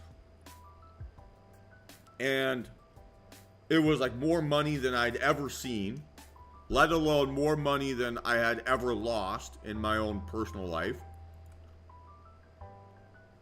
And I was destroyed. And it was like my fight or flight moment, right? Either I'm gonna figure this out and commit to making a change for the better, or I'm gonna lose everything and God knows what would have happened, right?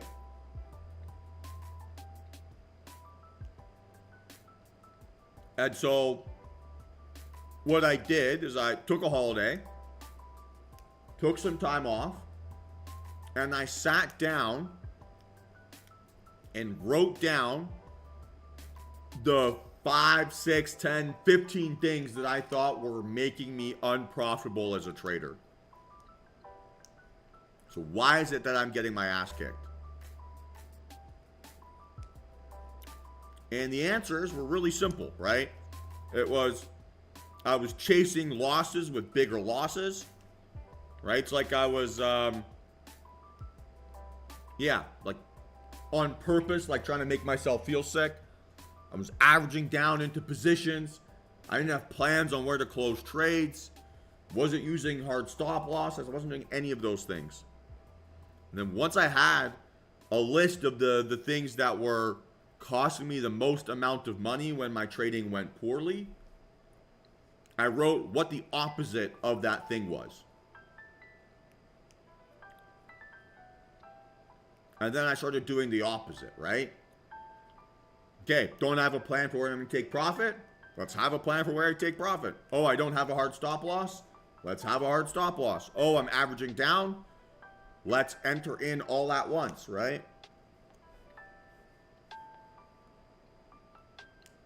And eventually you build up that tolerance to these new habits, right?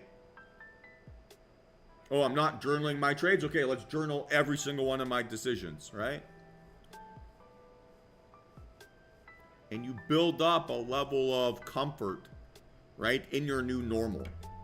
And for the first 10, 15, 20, 30, 3 months, right, whatever it takes, it's going to feel incredibly uncomfortable because you're pushing yourself to learn new skills and to get better. And because you've been addicted to that self-sabotage, because you've been addicted to that feeling of cheap dopamine, committing to getting better and making those changes and for fixing your situation feels incredibly uncomfortable. It feels like you have withdrawal symptoms over your impulses, right?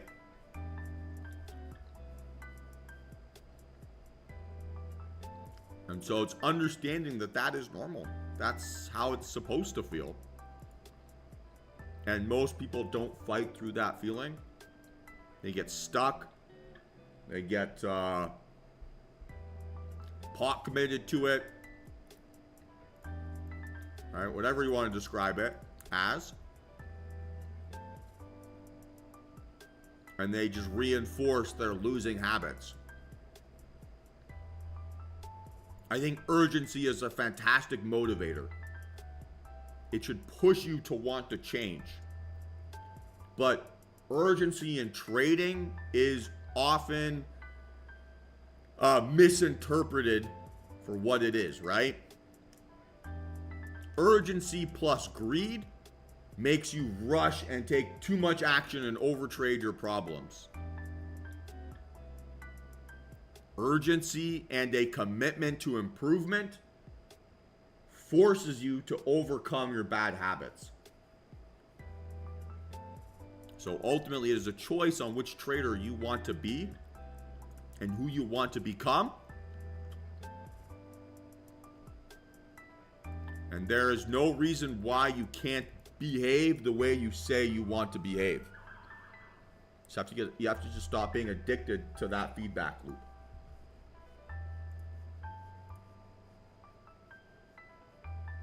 And sounds stupid, but everyone gets what they want out of the market, right? I firmly believe that. And most people don't want to make money. They want the chance to make money. And how you behave when you're trying to play for a chance to make money versus making money is a very different set of behaviors.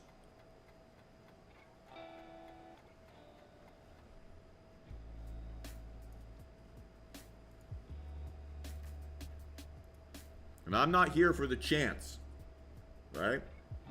I'm not here for the lottery ticket. I'm not here to get lucky.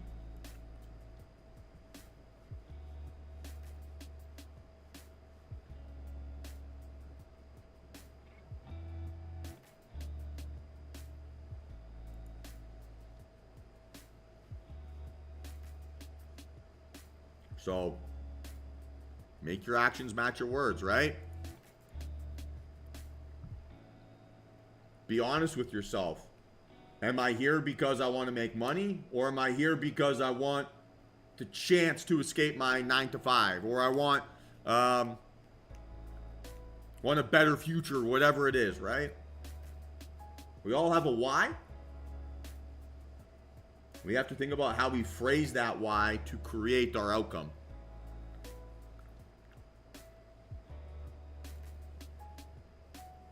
Do you know why I like to trade?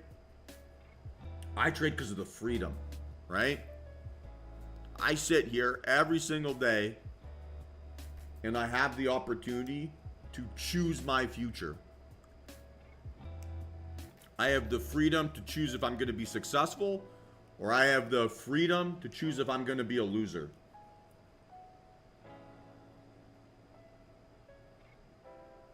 And do you know what drives me, right? It's to not feel like to curse, sorry, Ben, I apologize, but I don't want to feel like a piece of shit, right?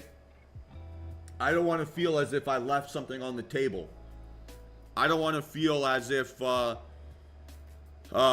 haters I have in my head are correct, right? That is my fuel. I hate to feel like I'm self-sabotaging.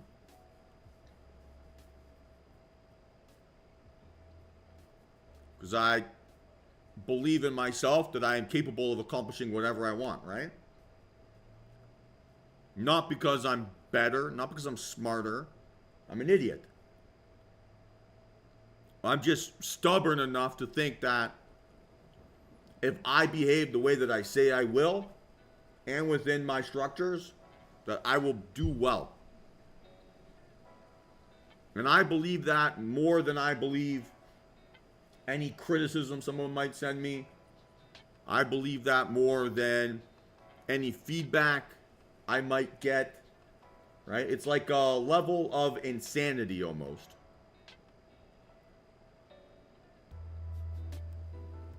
So if I do the opposite of the things that cost me money, right? My bad, stupid habits, then the doubters, the people that fuel me, right? The feedback that fuels me will not win.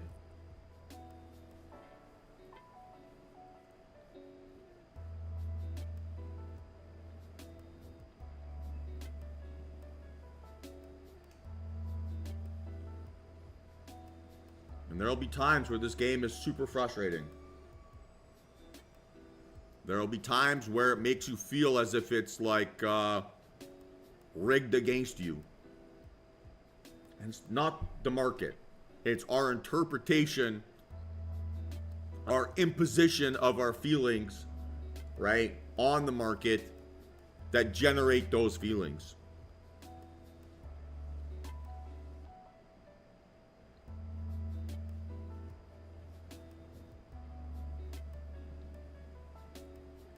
%. Every trader that I've met, and okay, this is a little bit of confirmation bias, but every trader that I have met that has made money through sheer dumb luck gives it back and then some. Always. I've yet to meet someone that won the lottery trading by going full port on something and kept it all, right? That walked away.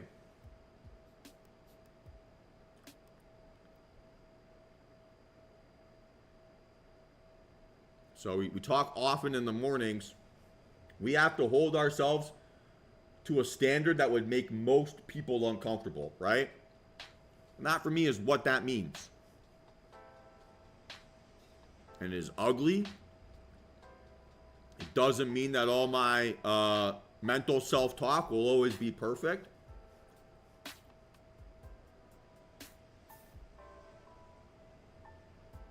But it means that I'm growing and improving and getting better. And just focusing on that 1% improvement a day.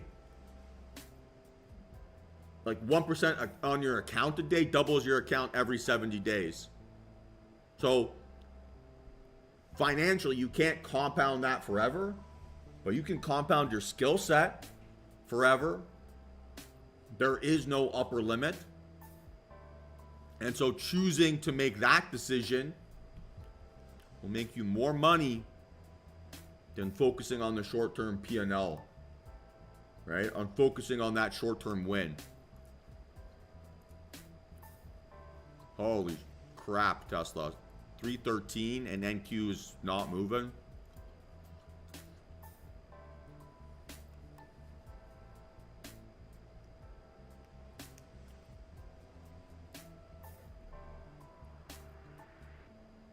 On what, Jenny?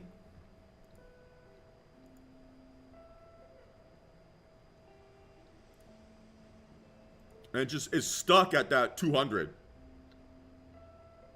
40 points below, 27 points above.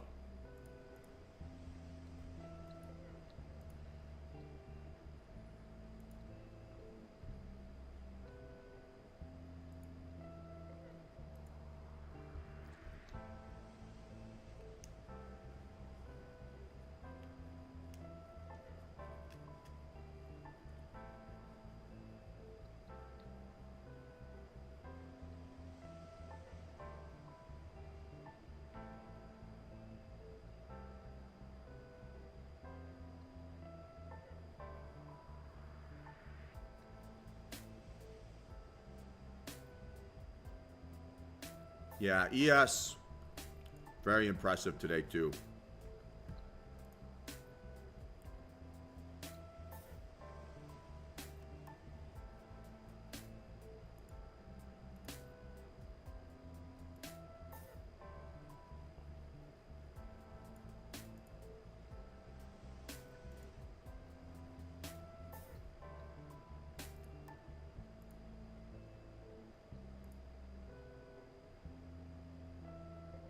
Team, I want you all to commit, right?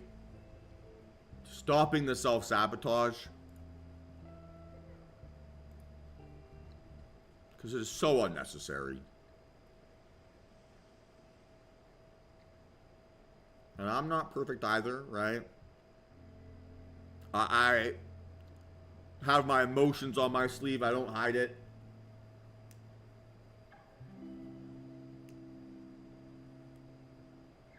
And losing can feel personal, and the market can kick my butt sometimes. Yeah, I don't disagree with Jenny at all.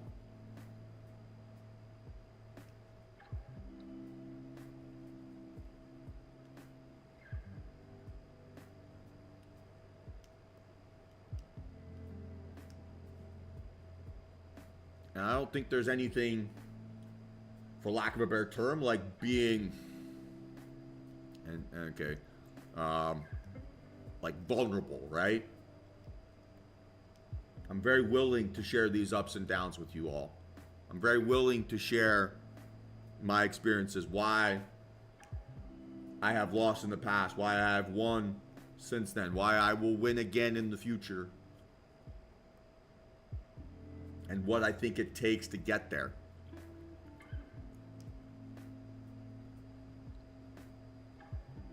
We have to climb like the steepest peaks, right, to see the greatest views.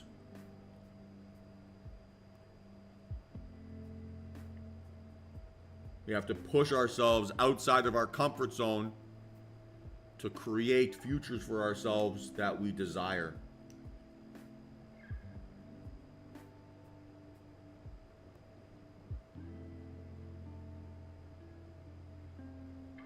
Now, I had this realization when I quit working at Airain. And for a while, I thought, man, Steph, like, he is a prick. He hates me.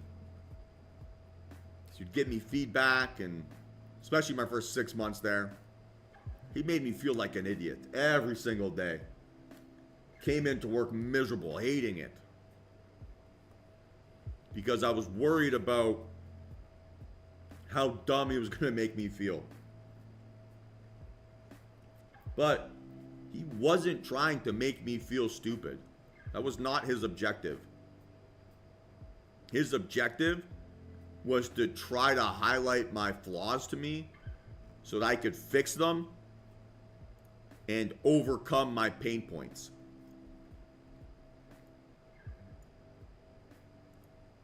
And when I started looking at it that way,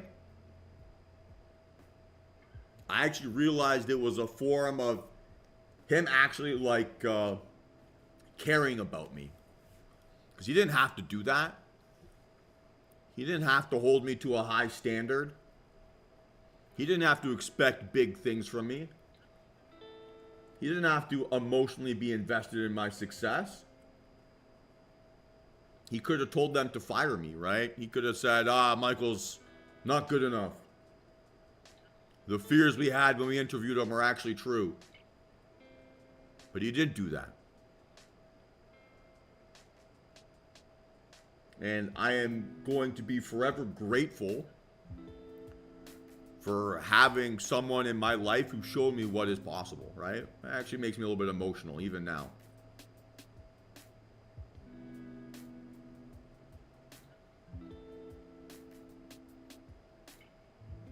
So like I said, guys, I promise you the feedback is not personal. These rants are not personal. I want you all to be successful. But I also know how difficult it is.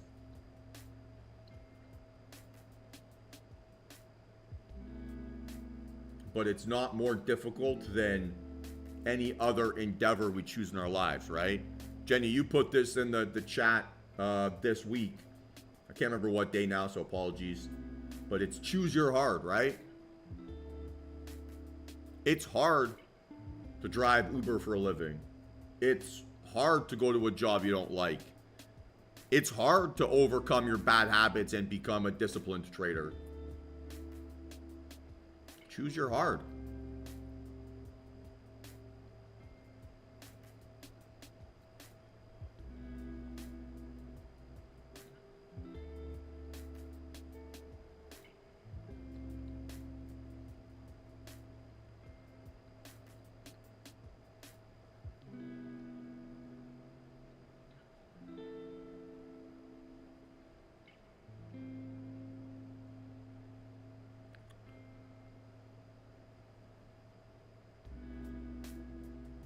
There is no shame in taking the long route, right?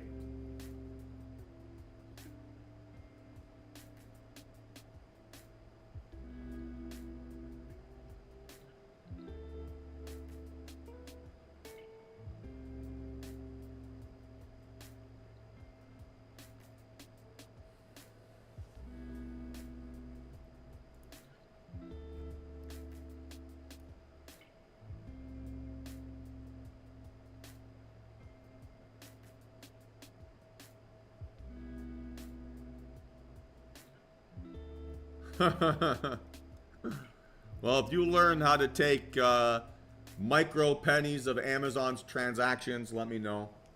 Sounds like a good job.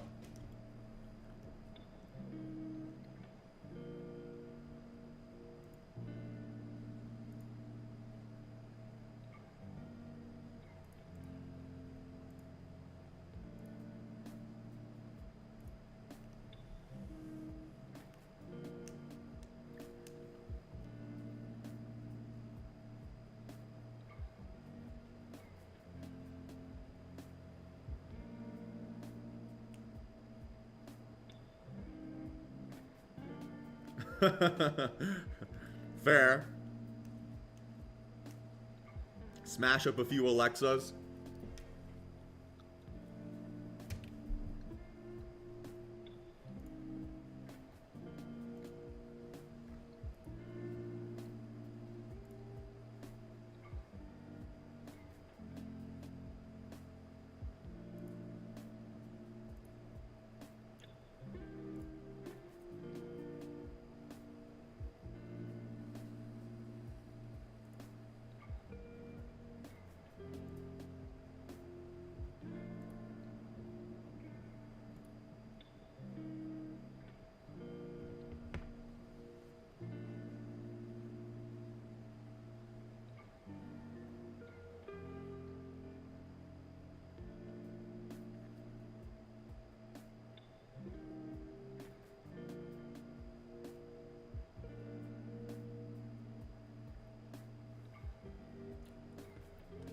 All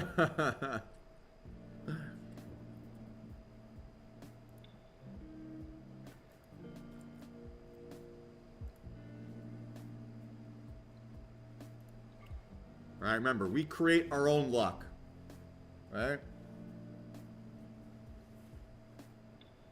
We don't rely on it to bail us out. Because the second I start to trade with my impulses,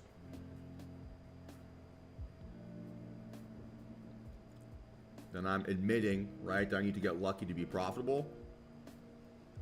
That never works.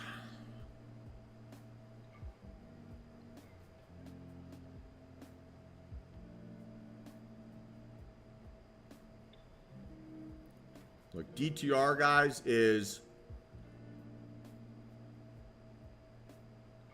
different than other programs because I show it to you like it is. The good, the bad, the ugly, the highs, the lows.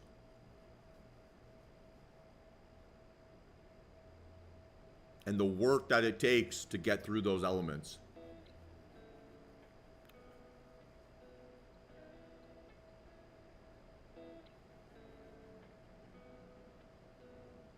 And if we choose to, we can get stuck in the same feedback loops, right? And get addicted to basically being a loser.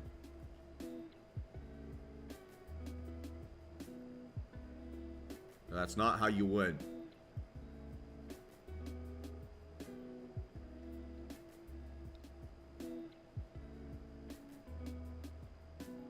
And fighting through that like imposter syndrome as you choose to make a new outcome for yourself is the most important fight you will ever have.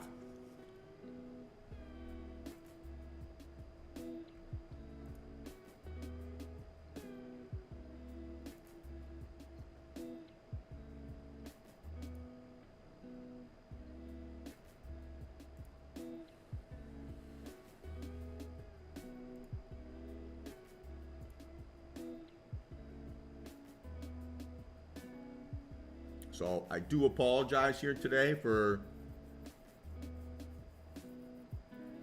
kind of like, I don't know, losing my cool. But I needed to get this off my chest here this morning.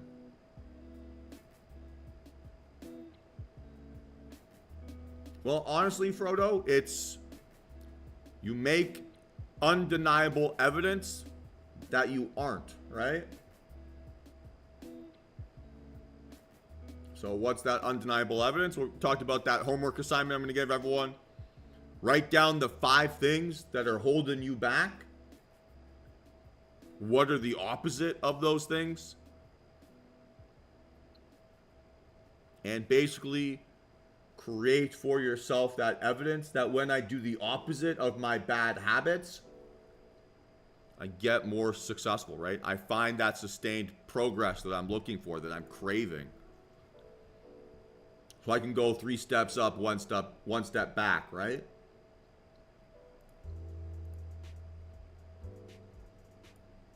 Instead of 2 steps up, 3 steps down.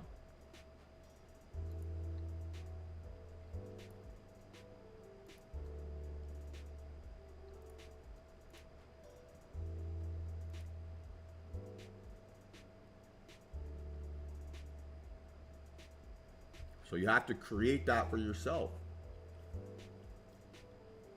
And I'm here to help, right? So I'll write it out in a second in the members chat here when we're done. I will hold you all accountable to your objectives.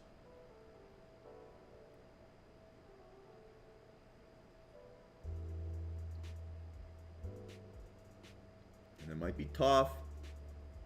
It might be crappy. It might feel so challenging. But I promise you, the result on the other side is worth it. The freedom to have control over your outcome in life is incredibly addictive. It's a better feeling than anything I've ever found.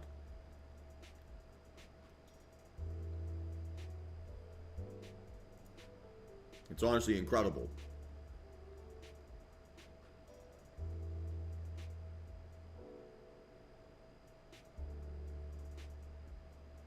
But it is not a Hollywood movie to get there, right?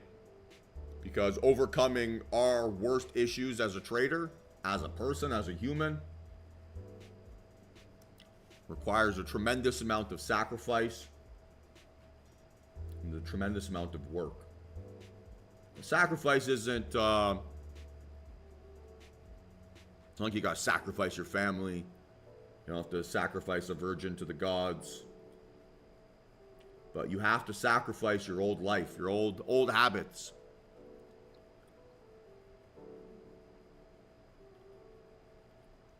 That's really hard to do. Hard to get out of that comfort zone.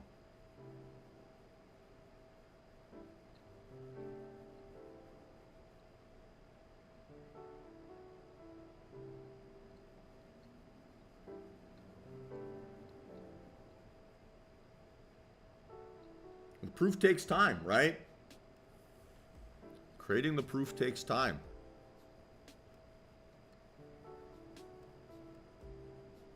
I've been trading for 12 years, give or take. And every day I learn something new. Every day I learn something new about myself.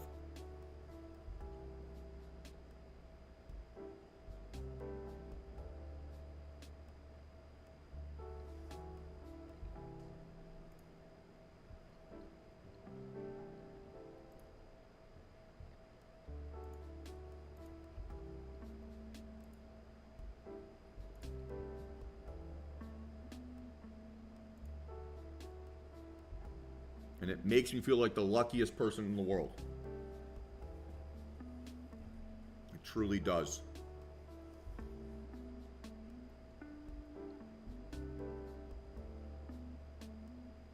Like, how did I get so lucky that this ended up being the thing I'm most passionate about, right?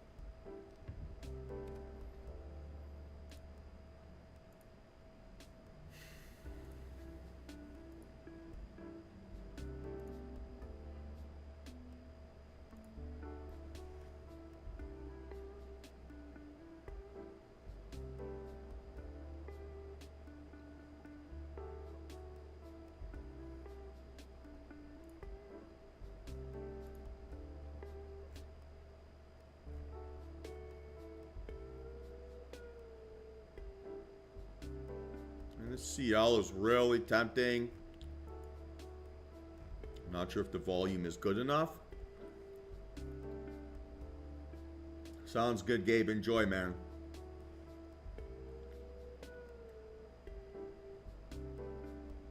Thank you for saying that, Gabe. Appreciate that.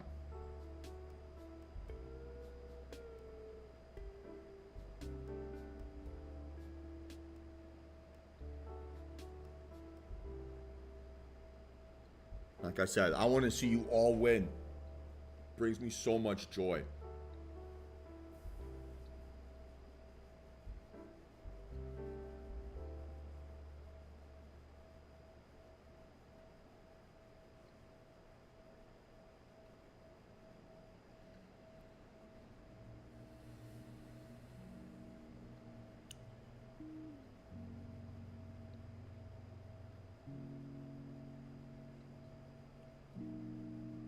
Sounds good. Enjoy the walk with the dogs.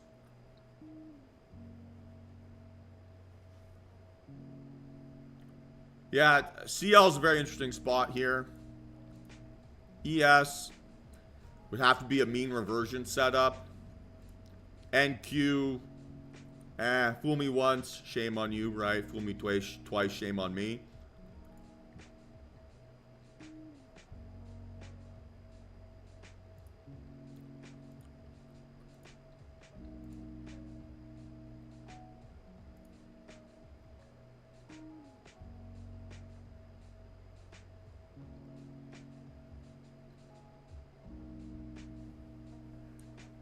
No, it's not.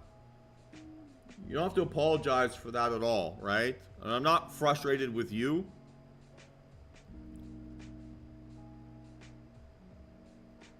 It's just I want to make it very clear, right? We got to play this as a numbers game. We got to treat it like a game of probabilities. And when we ignore those things, we do not stand a chance. It is impossible to make money. Literally impossible.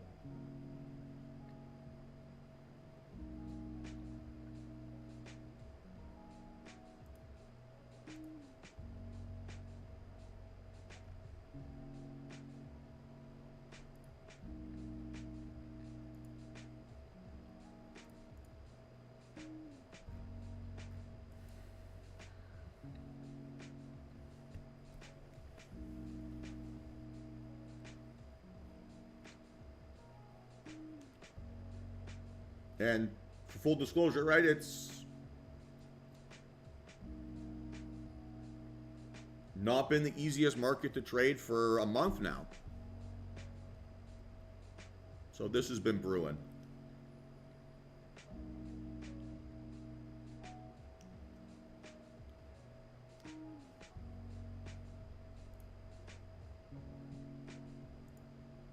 Because when things are difficult like they are,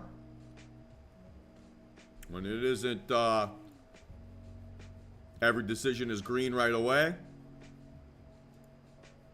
that's when we have to make the deepest internal reflections.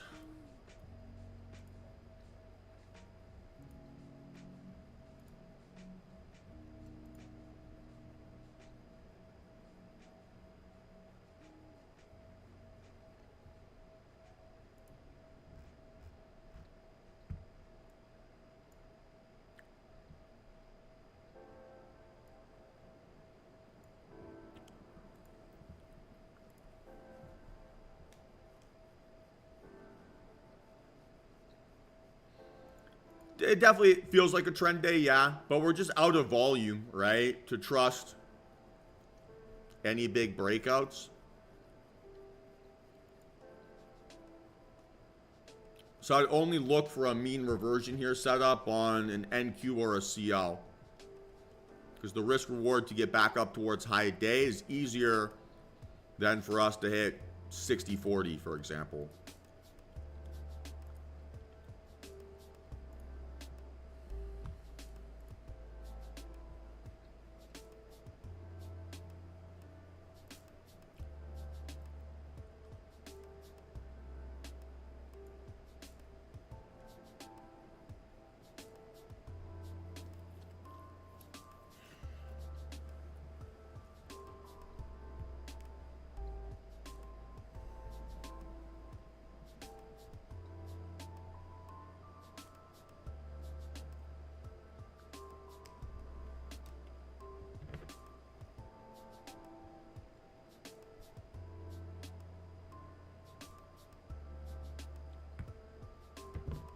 and all in, right? All in with the election trading and stuff like that. It's going to be like a 5-6K week.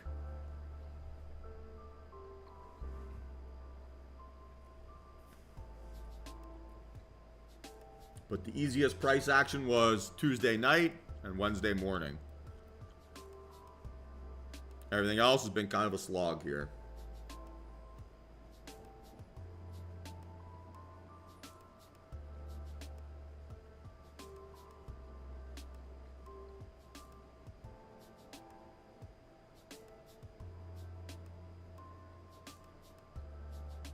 I mean, literally trading Tuesday night was... if I just traded Tuesday night, it would have been an incredible week.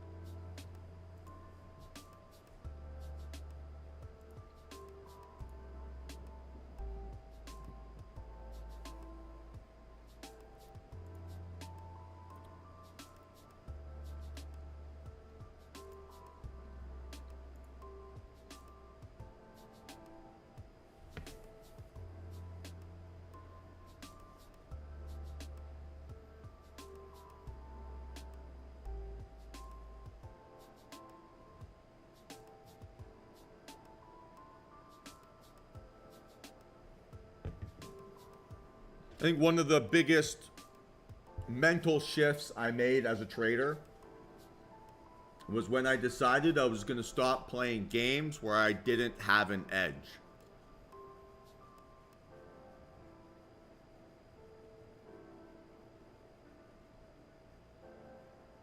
And what does that mean? Well, to me that meant giving up the betting on the Premier League.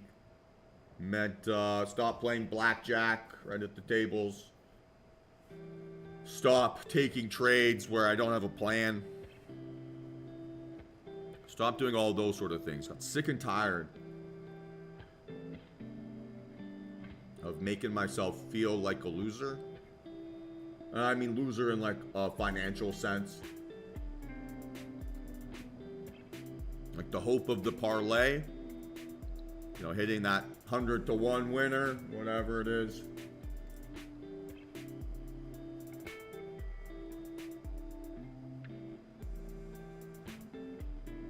I had to get over that.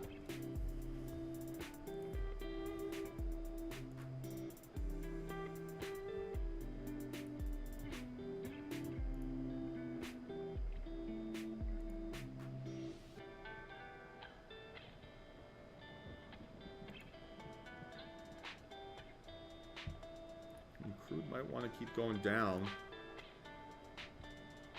Longer time frames give me good volume.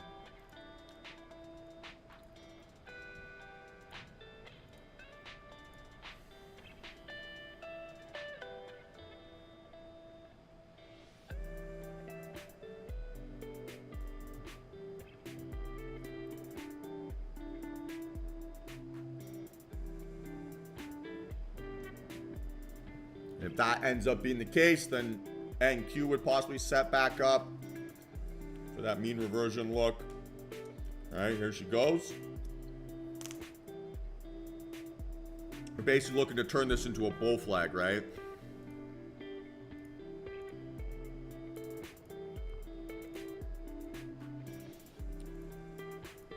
Something like that.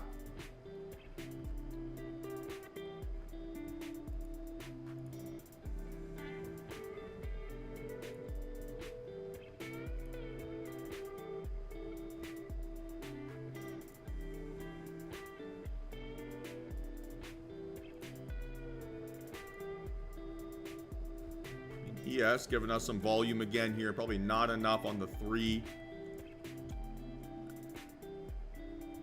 NQ is there.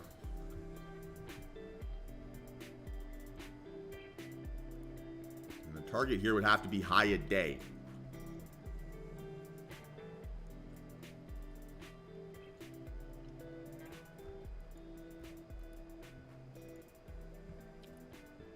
So stop loss 210.50.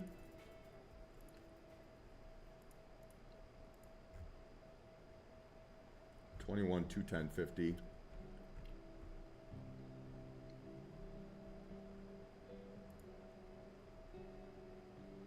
I could buy 4 contracts here potentially.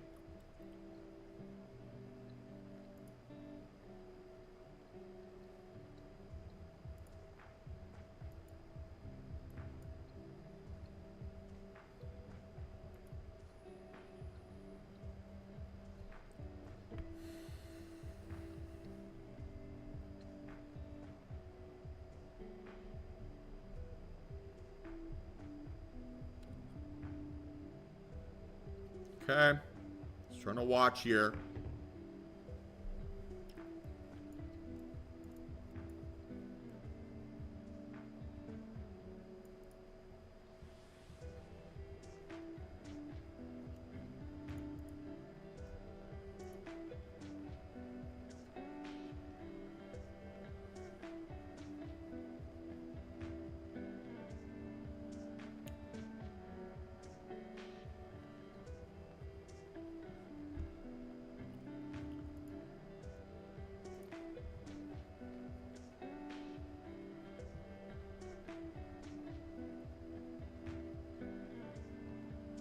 Still no.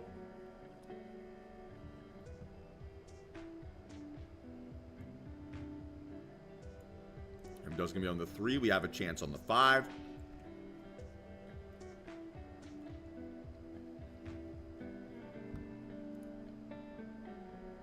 So now 205.50, so that'd be smaller sizing, right?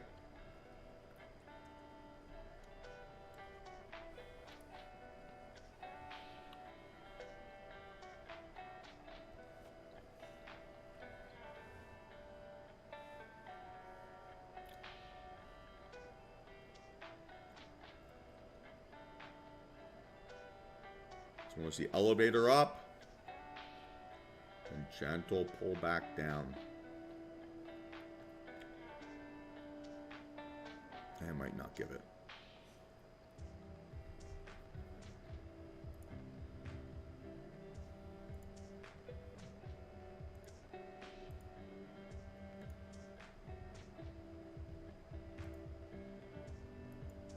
Okay, still in play. Decreasing volume, higher high, higher low.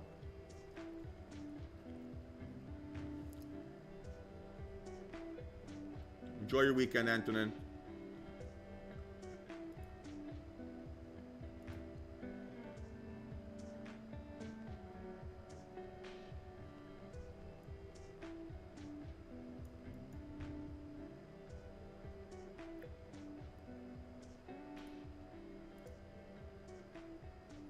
$207.50 would have to be the stop loss here now.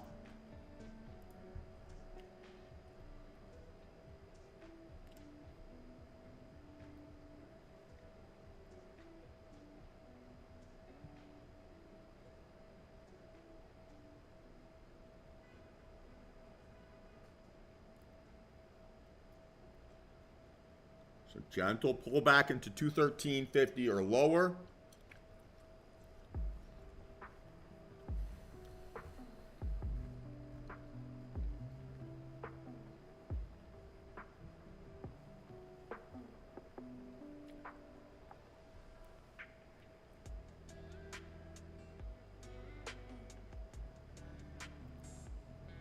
So watch it carefully here.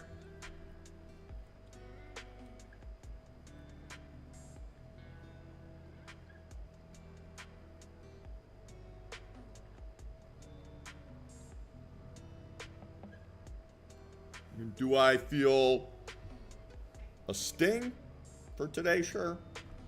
Is this going to allow me to ignore my setups? No.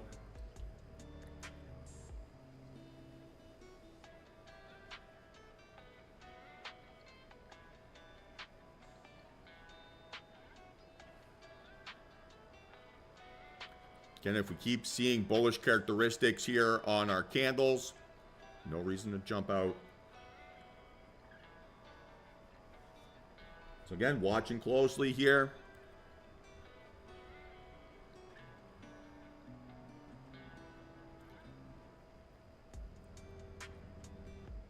Tesla 317, a monster.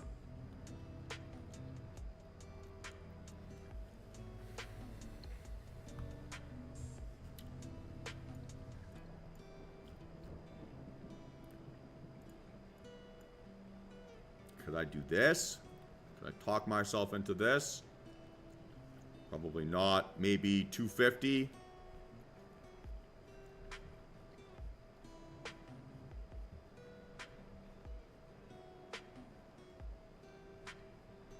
Again, higher high, higher low.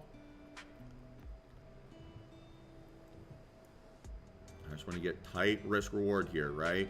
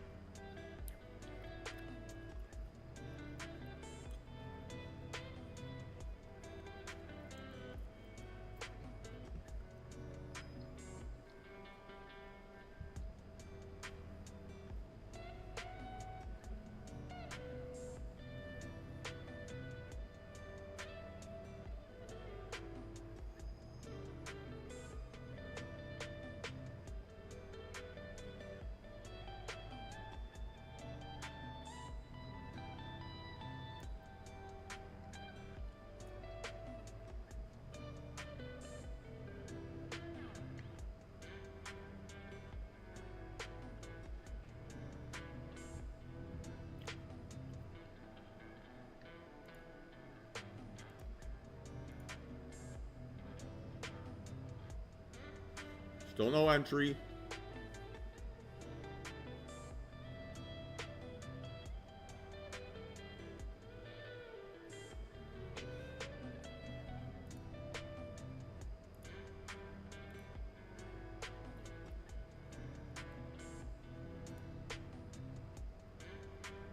There's that possible fake out.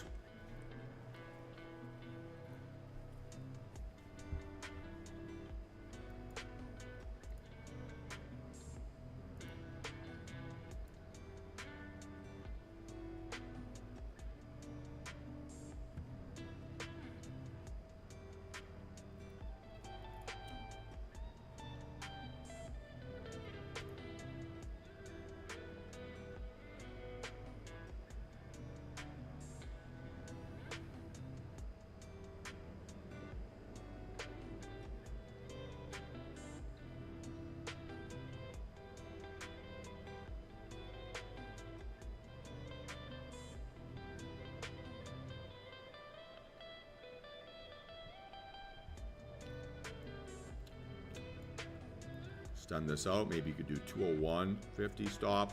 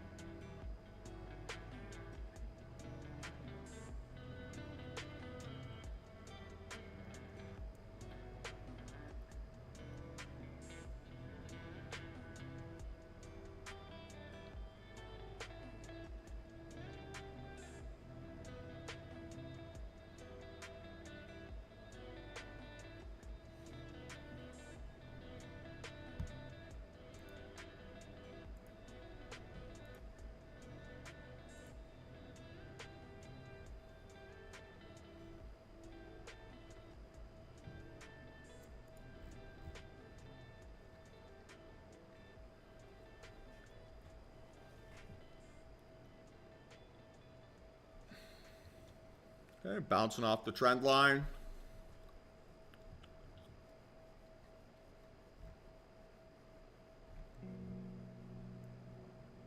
Extend this out.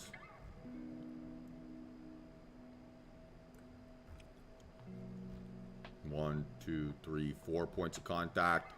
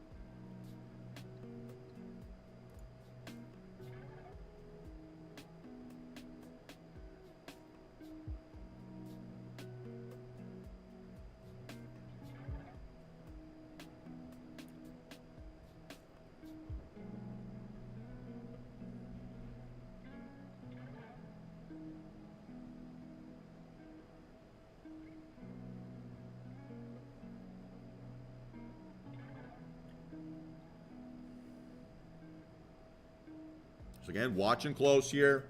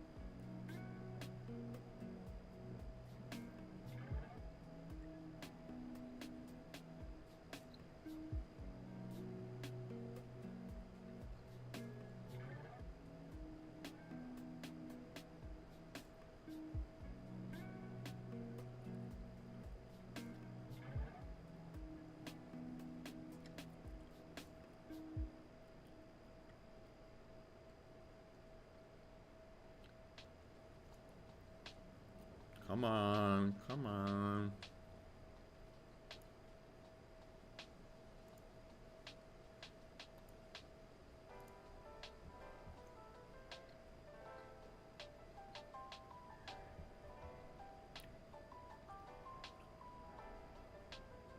All right, guys, so I am in 208.25. Stop loss 201.50 with 3 contracts.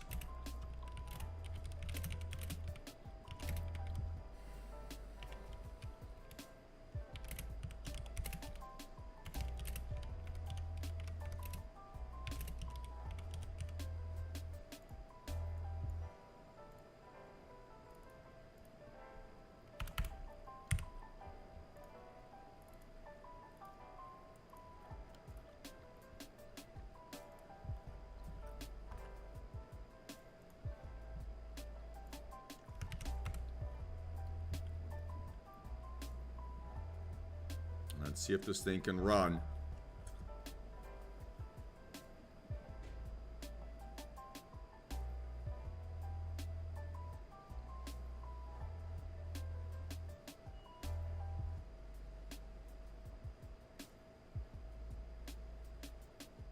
So far, so good. Love to see further separation, right, away above 220, realistically.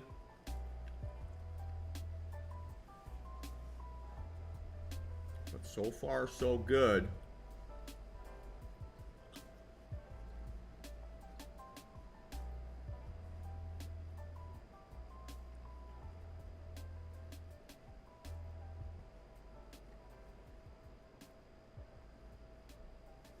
Just one last thing to build off of here. But I want to be a lover, not a fighter, right? So, fall in love with supporting myself, believing in myself, trusting my technique.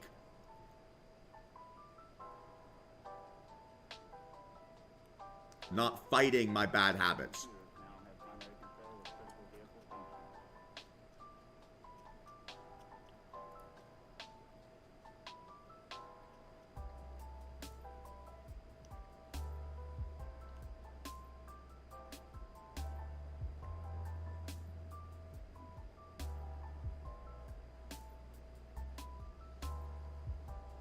So touched.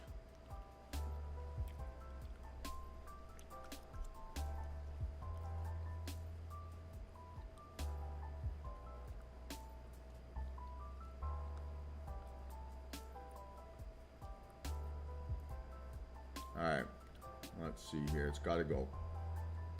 All right, that's a stop. 315.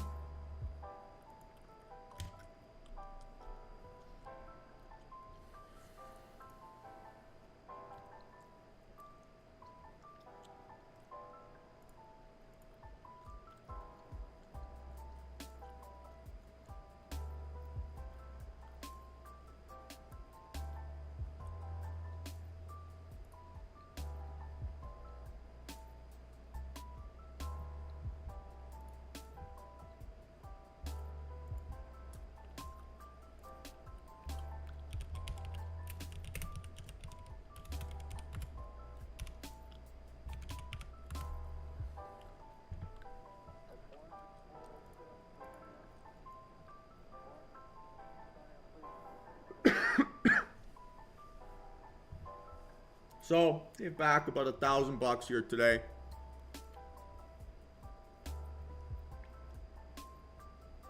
A little bit more than that.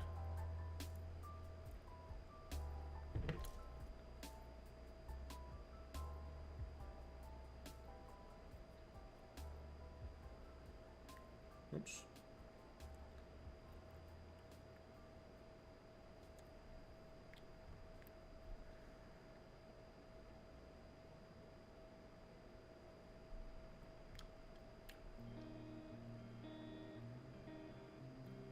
$12.95.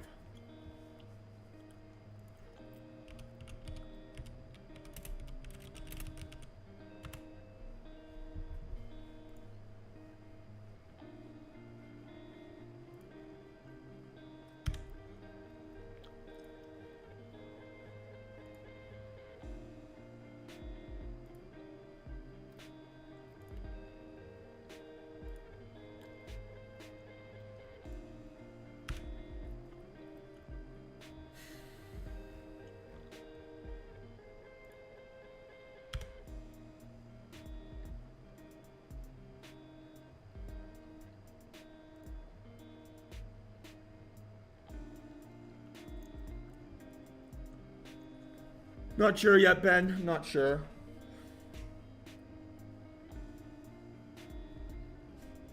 And this feels now like it's a rejection, right? Failed breakout. Got 40 points of space. The opposite setup of what we just had.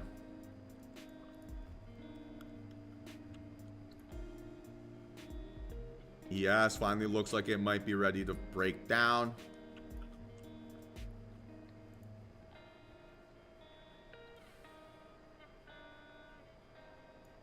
Still within a few $100 my max loss I'm willing to accept. $1,500.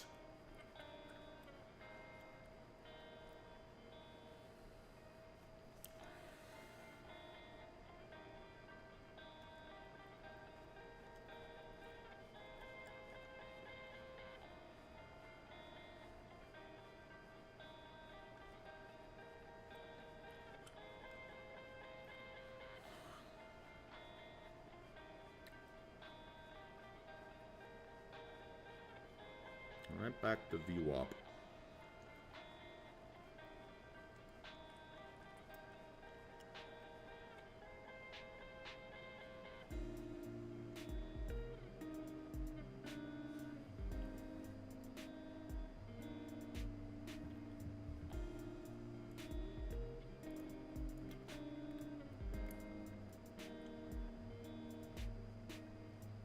All right, stop would have to be 204.25. Have to see a breakdown here under this low, 95.50. We're starting to get some cooperation on ES.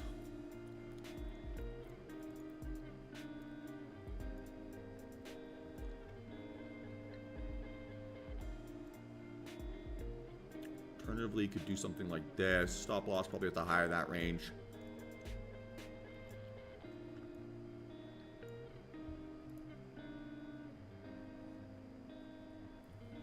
Feel a little bit how I felt on Tuesday morning, where I feel like there's still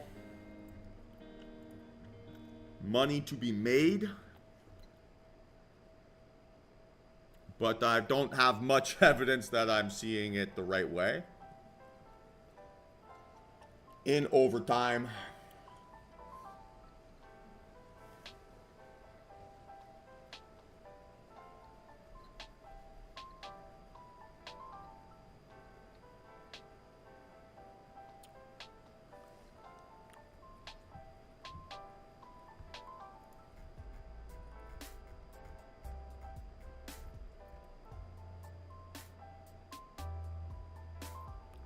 $221.50. Still allow me to go 2 contracts potentially.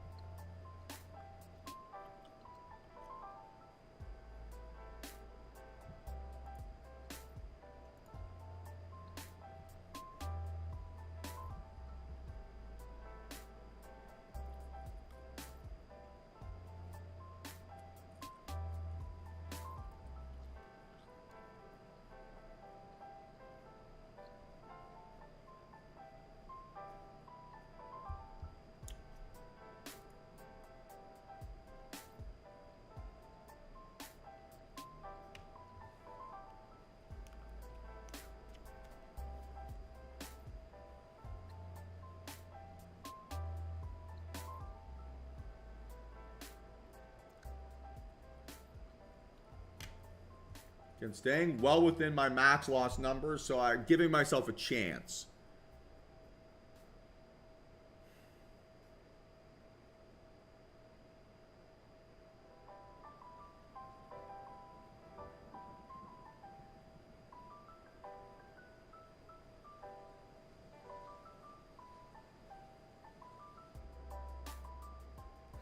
Seven points is a really nice stop.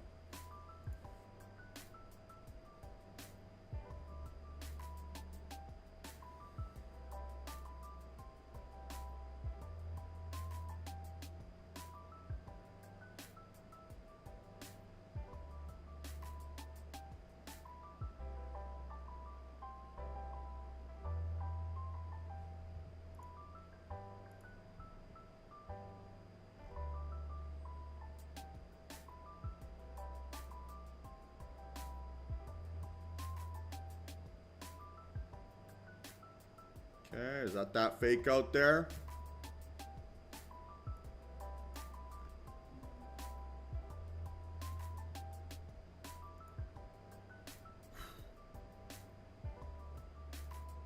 Is this then the breakout now? Oh.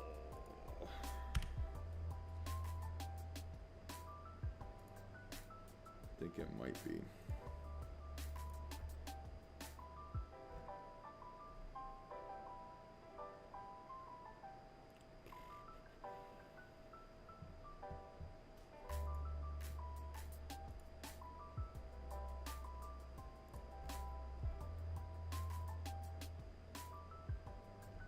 $218.25.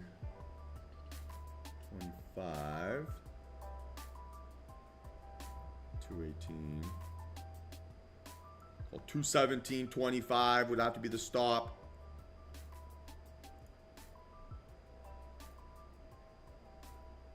So such a chance to give me really tight risk reward. That's hard to not be interested. Hard to not look at that as the breakout. Increasing outlier volume, biggest volume we've seen in an hour. If I can get elevator up, interesting. I mean, ES continues to rock and roll.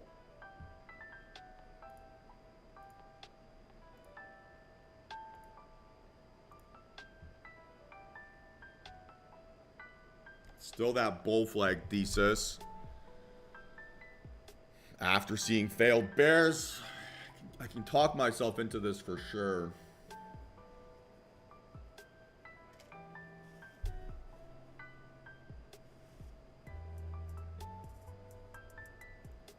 A pullback. It's still within pullback territory too.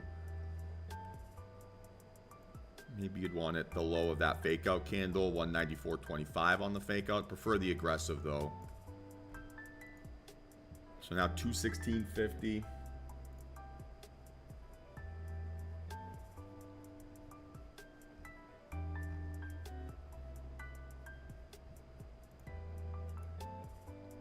have to get over that.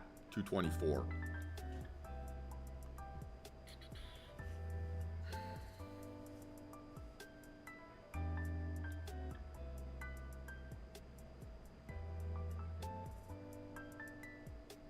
And so this here, a big leap, but if this trade works, right, our risk reward will put us in a situation where we can be green. Right, so that's why we care about it so much. That's why I rant and rave about it so much. That's why I demand we take it so seriously.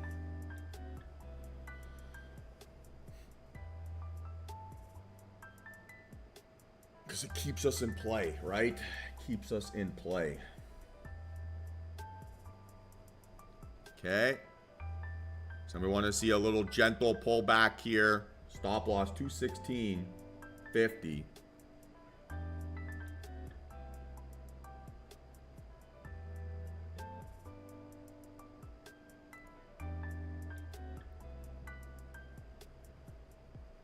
Wouldn't define that as gentle yet. Would not define that as gentle.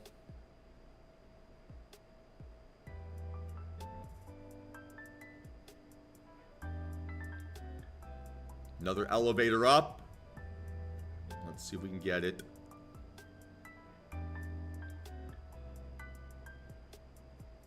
Okay, there it is.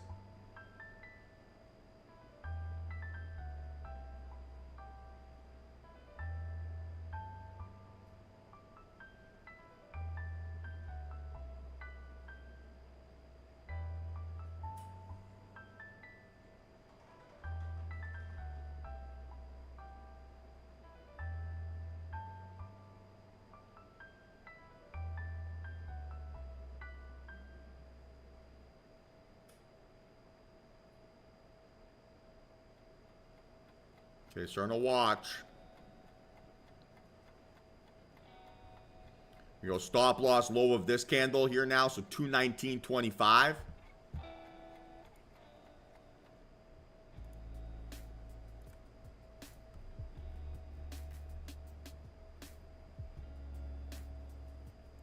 Should be 2 contracts.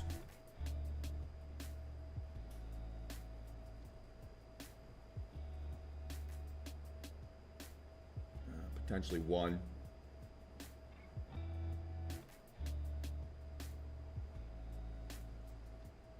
Again, good volume on this breakout.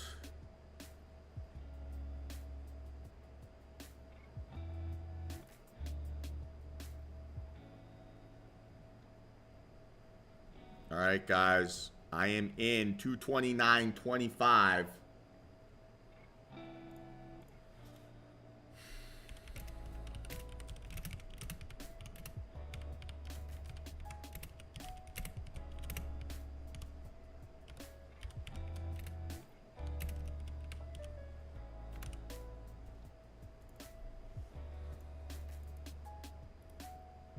Let's see this thing move right away. Hold above 230.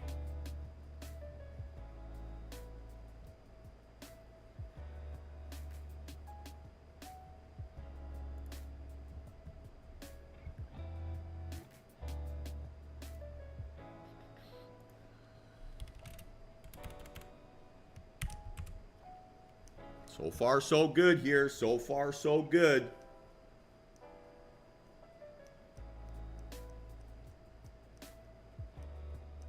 Every time I say that, it dies.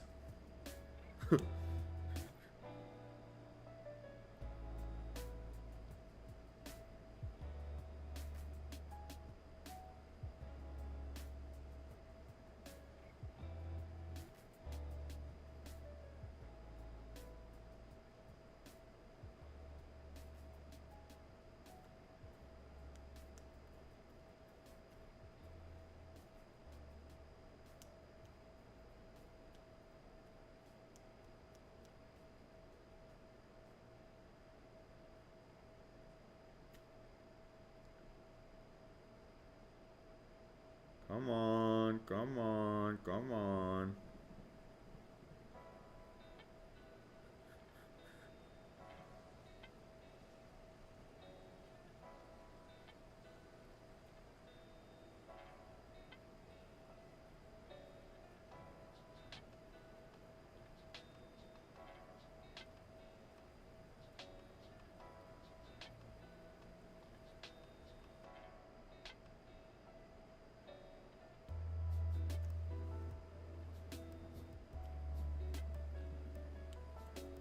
I think it's my chance to get out.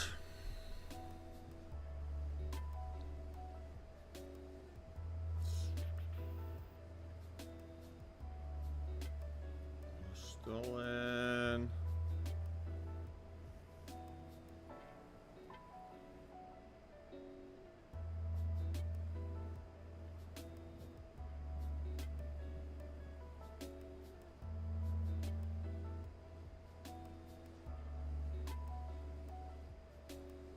Come on.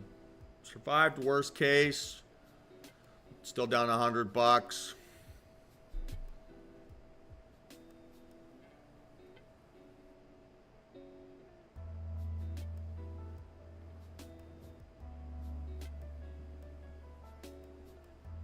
All right, I'm out.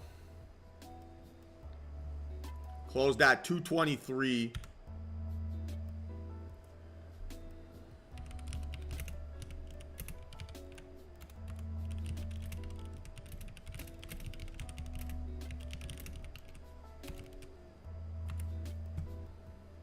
That was the right call.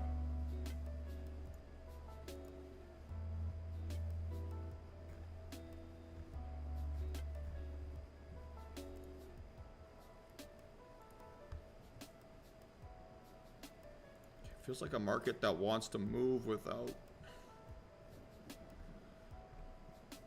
moving the way I want.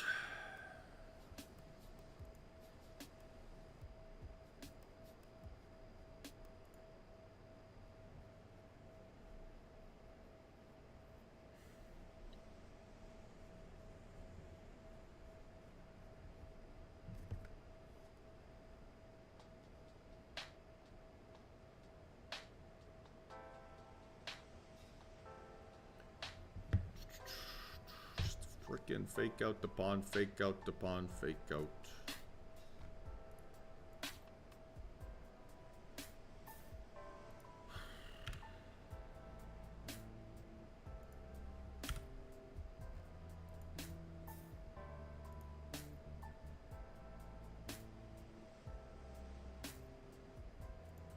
How am I not supposed to see that as a rejection now?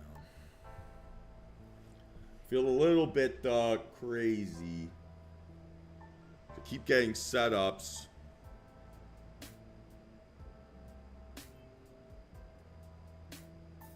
I can't get rewarded for them.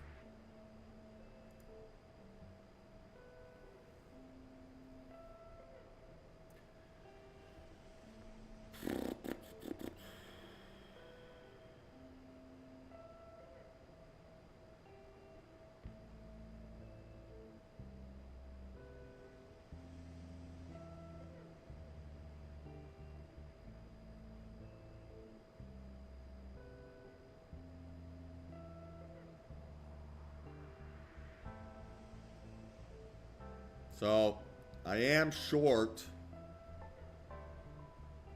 215.75.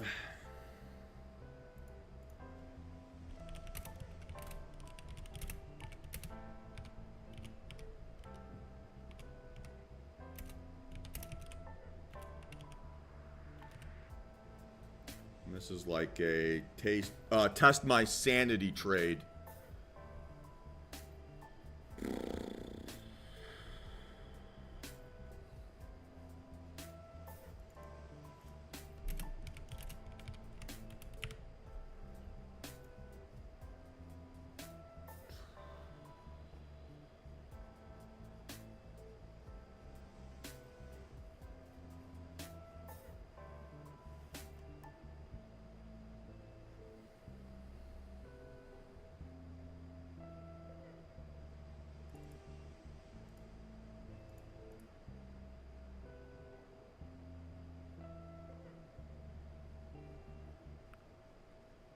Good entry.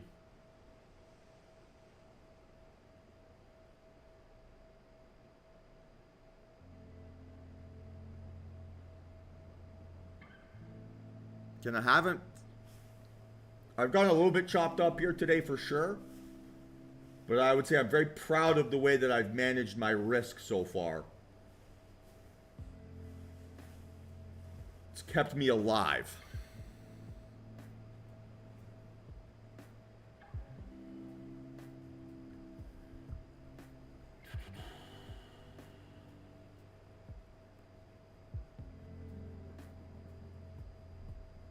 $12.04.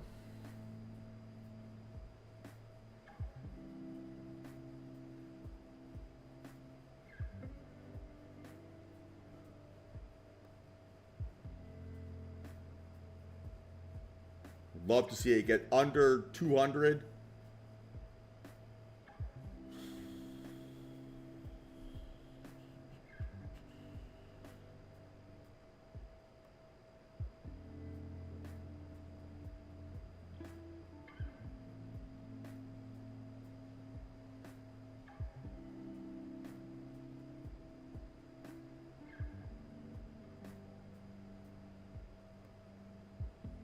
I want to see it flush, right? I mean, it's starting to move in my favor nicely.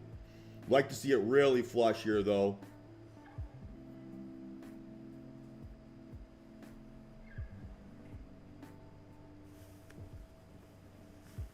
It's plus 420, nice.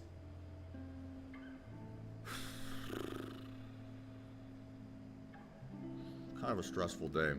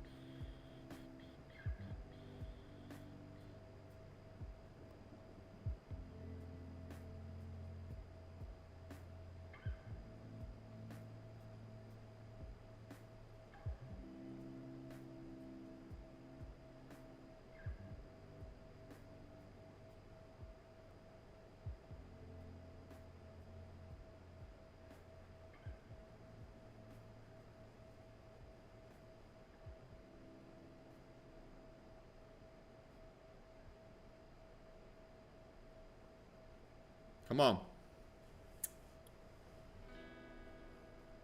Breakdown under 2.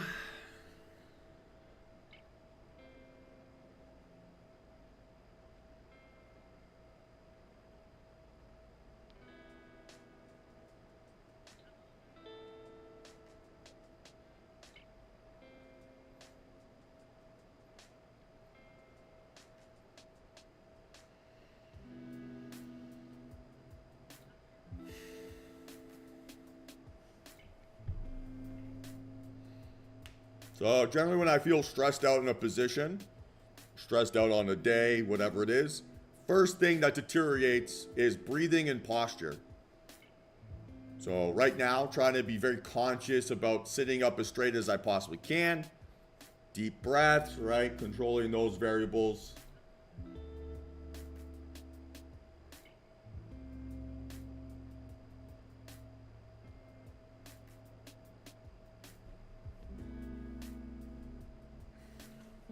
Keeps testing. But I no longer feel like this is correct as much.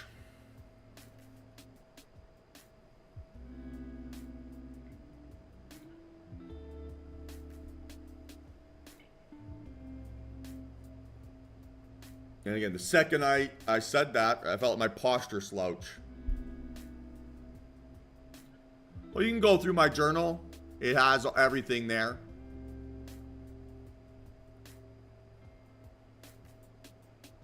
The days where I would say I objectively struggle the most are post inside bar.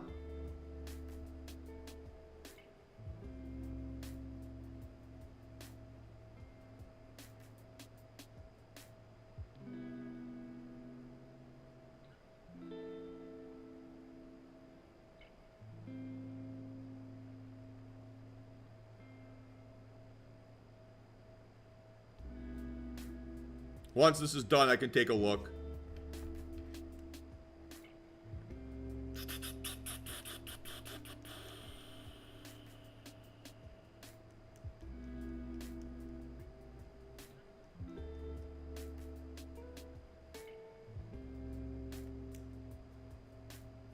Come on.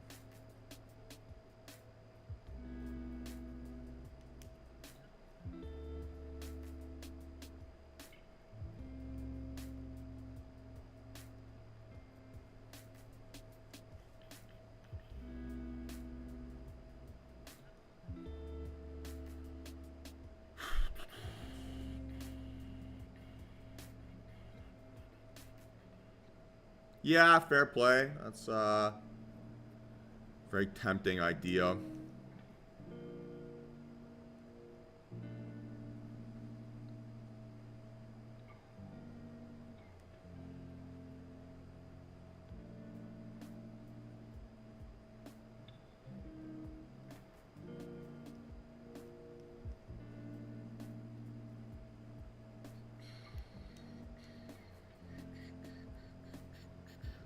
Come on. Flush.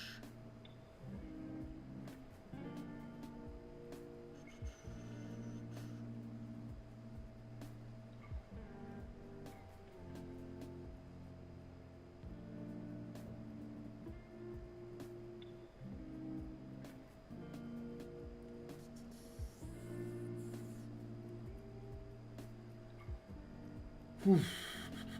Trusting is really difficult. Oh.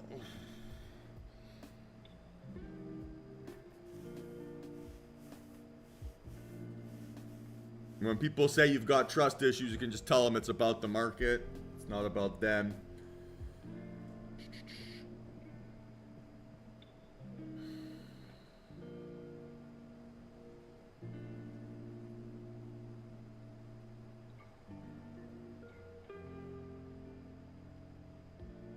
Bit of a bouncy castle. 209.25.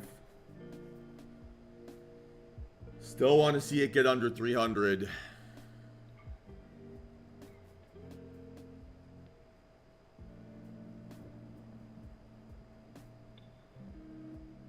Yeah, that's not a bad idea.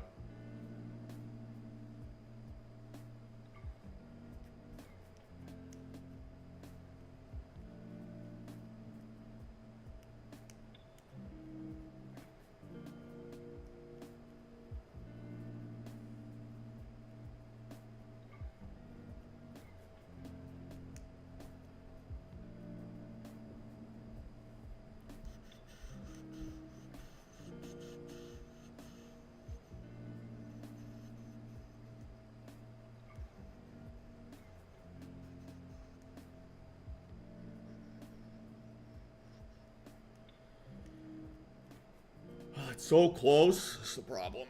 It's the hope.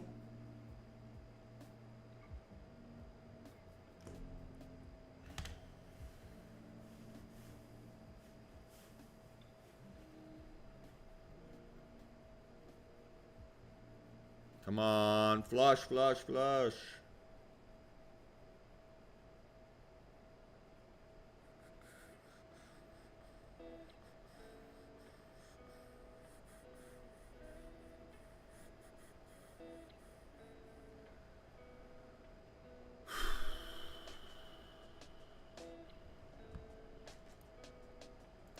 Indexes, other indexes are cooperating.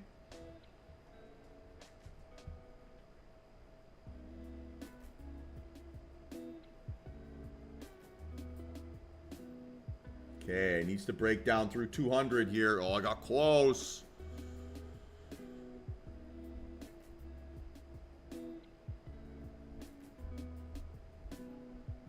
Come on, come on. Don't find buyers at VWAP. Flush through. That's 500. So pulling back a little bit here. At this point, I won't let this trade go red.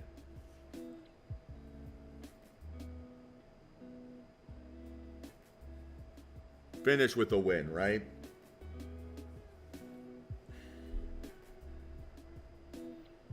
All right, so if you can flush through 200 with some enthusiasm. So 99.75. Come on, you can do it.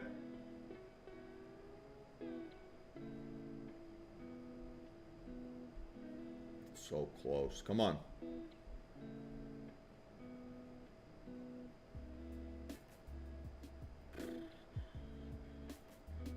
$640. Come on. Come on. Oh, posture disappeared there for a second. Let's see if this candle can close under 2.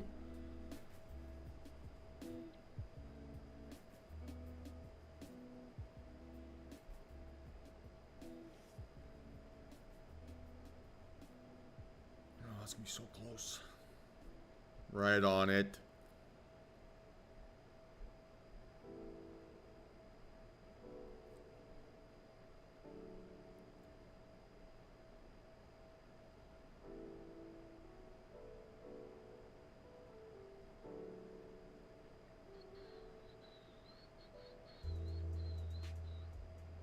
Come on, break, break, break.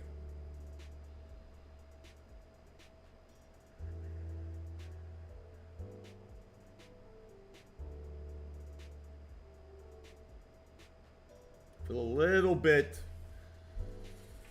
anxious, I should say. It is, yeah. So if it can flush through, that's a good sign. If it can't, I'm going to walk away and take the $600 win.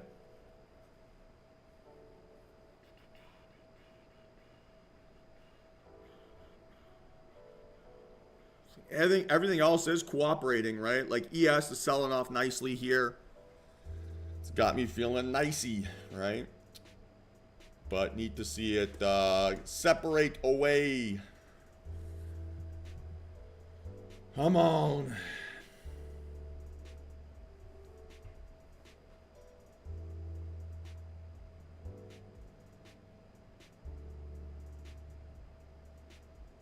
Okay, flush, baby.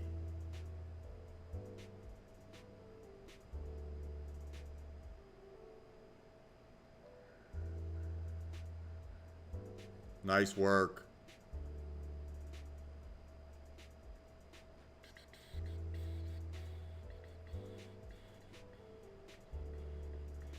Still in for now.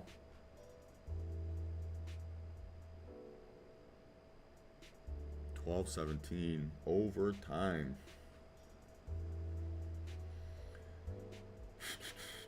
One of those days where I feel like I have to work for a living today.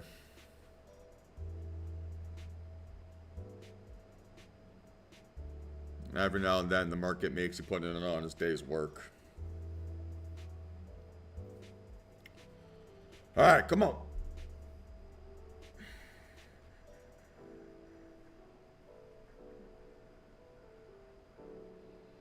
And trusting your plan, right? Trusting your thesis when trusting it intraday has not been very successful is really difficult.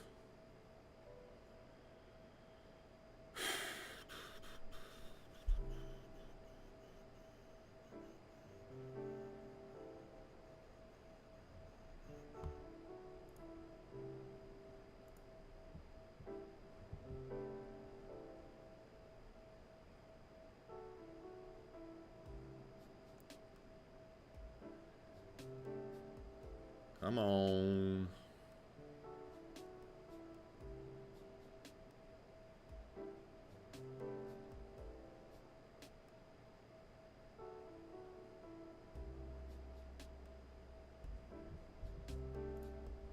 Stop is now going to be 207.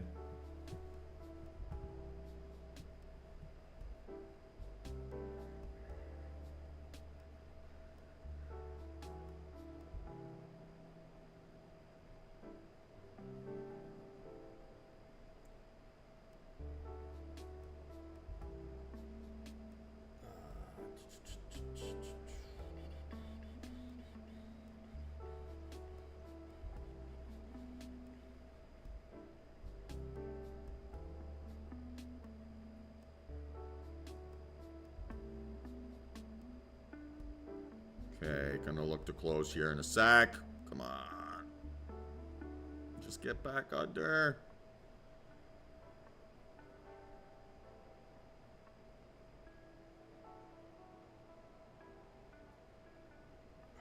This is so mean. Still in.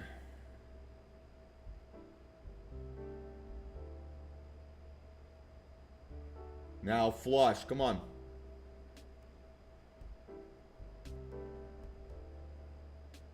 Let that have been the fight back. Flush.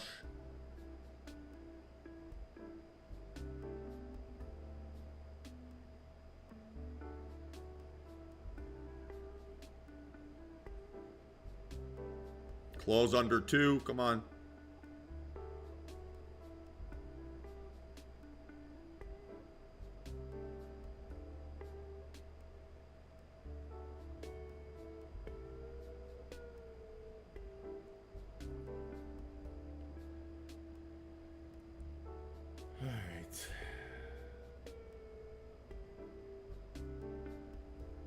what a fight.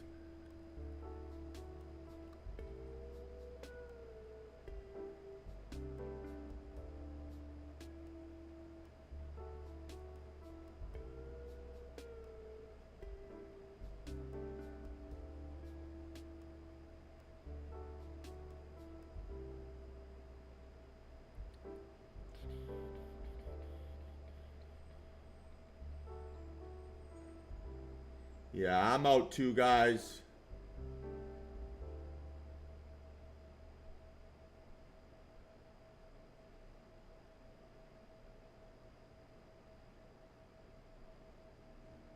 Okay, not the end of the world. Finished off with like a $400 win.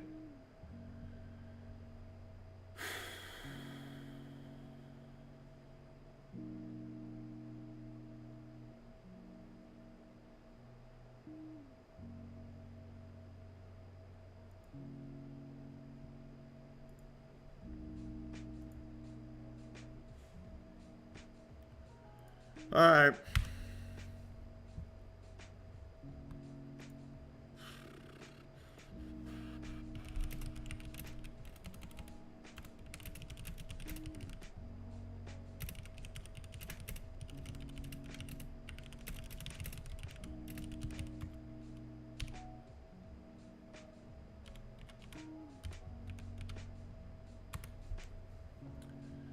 So just under $1,000 loss here on the day.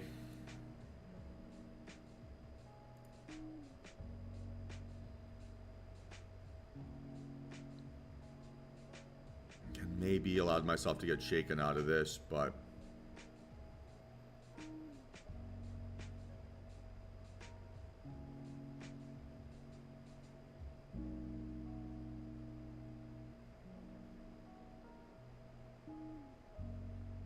I think my mental capital's pretty close to spent here at this point.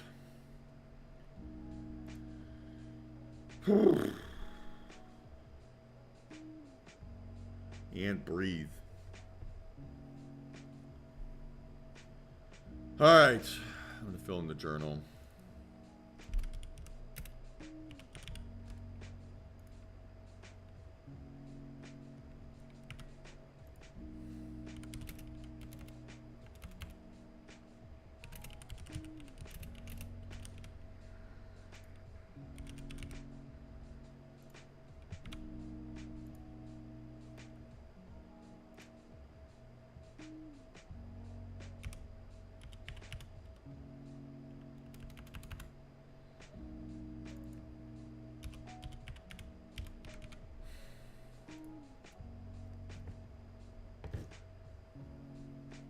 Of course, we're back to 200.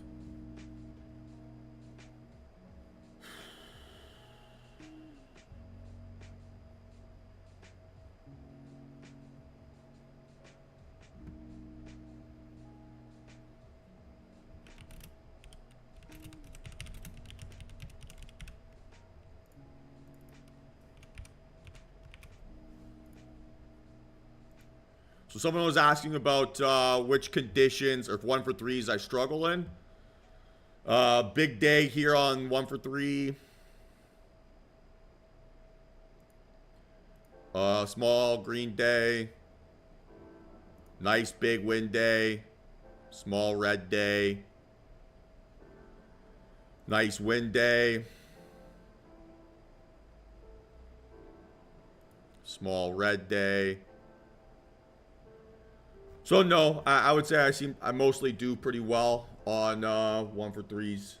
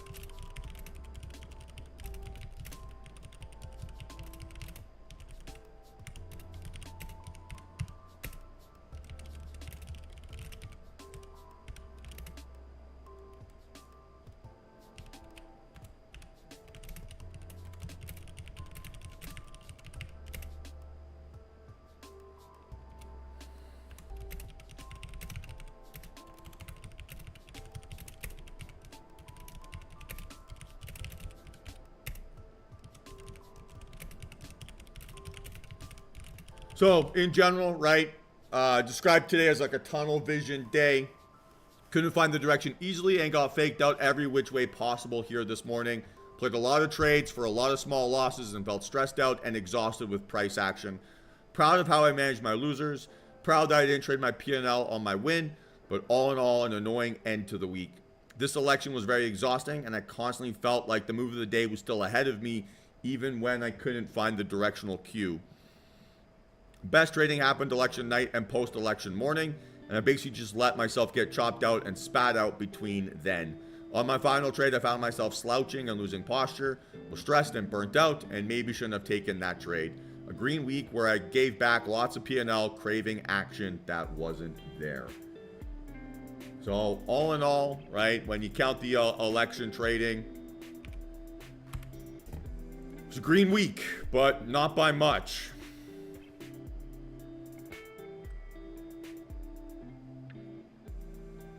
So up about like $1,000 here total.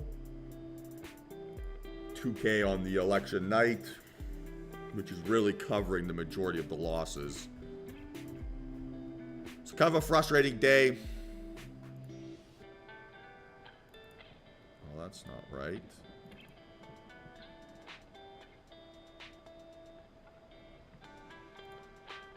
I'm gonna do some math here.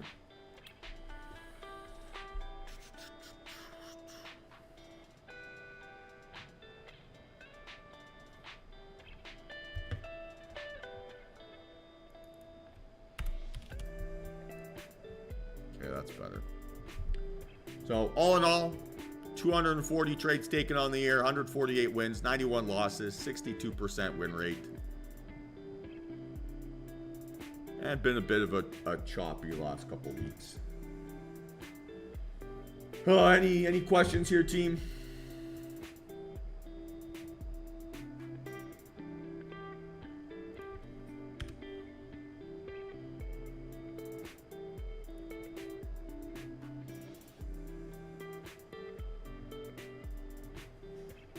Well, for me, Ben, all the tickers or all the pre-market conditions have about the same win rate last time I back tested them.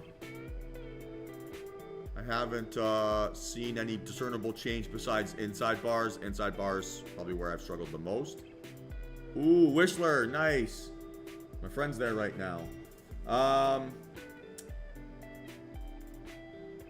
I haven't been there in a long time, Jen, so I can't give you. I don't know what survived the pandemic, to be honest.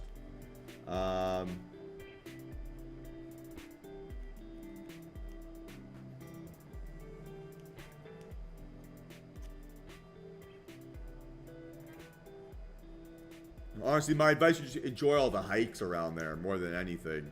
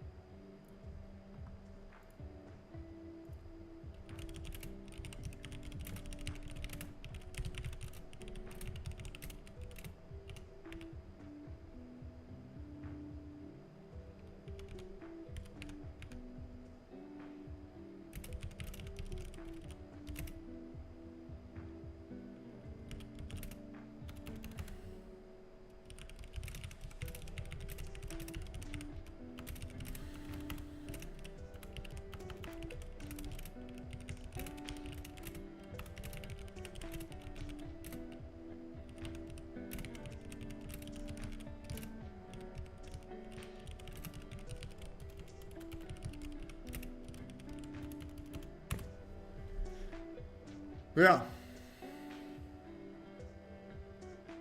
I mean, I feel pretty good closing that trade now. So, final call for questions here, team. Final call.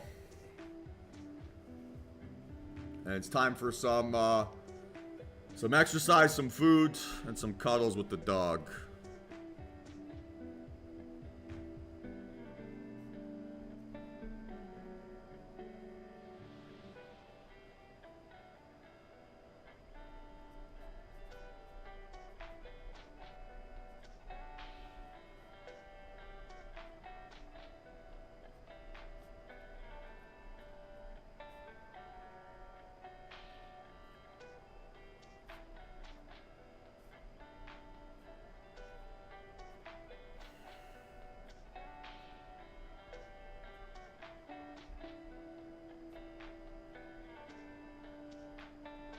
All right, team. Well, if no further call for questions, or no further questions, I'm going to kill it here for the day.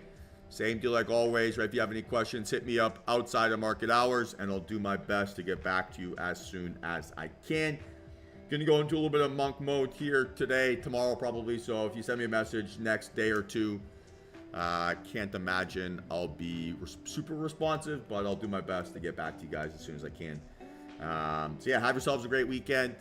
Hopefully smooth action returns. And honestly, the theme of the week for me was high highs, low lows, right? So definitely felt some euphoria trading the election, got some great results, and then kind of felt like I just gave back P&L outside of that. So maybe wasn't as good at protecting my profits here this week as I needed to have been. Something to consider and think about here as we creep up towards trading again on Monday. Monday, expect things to be relatively quiet, right, with the bond market holiday. So we'll see how things go there. But yeah, fight this week, guys. We have to fight. Outside of the non-election trading, so outside of Tuesday night, down $224 per account. Add in the election trading, and it's like $1,800 per account. So mixed bag for sure. Mixed bag for sure. And yeah, happy to be just walking away with still a few hairs on my head.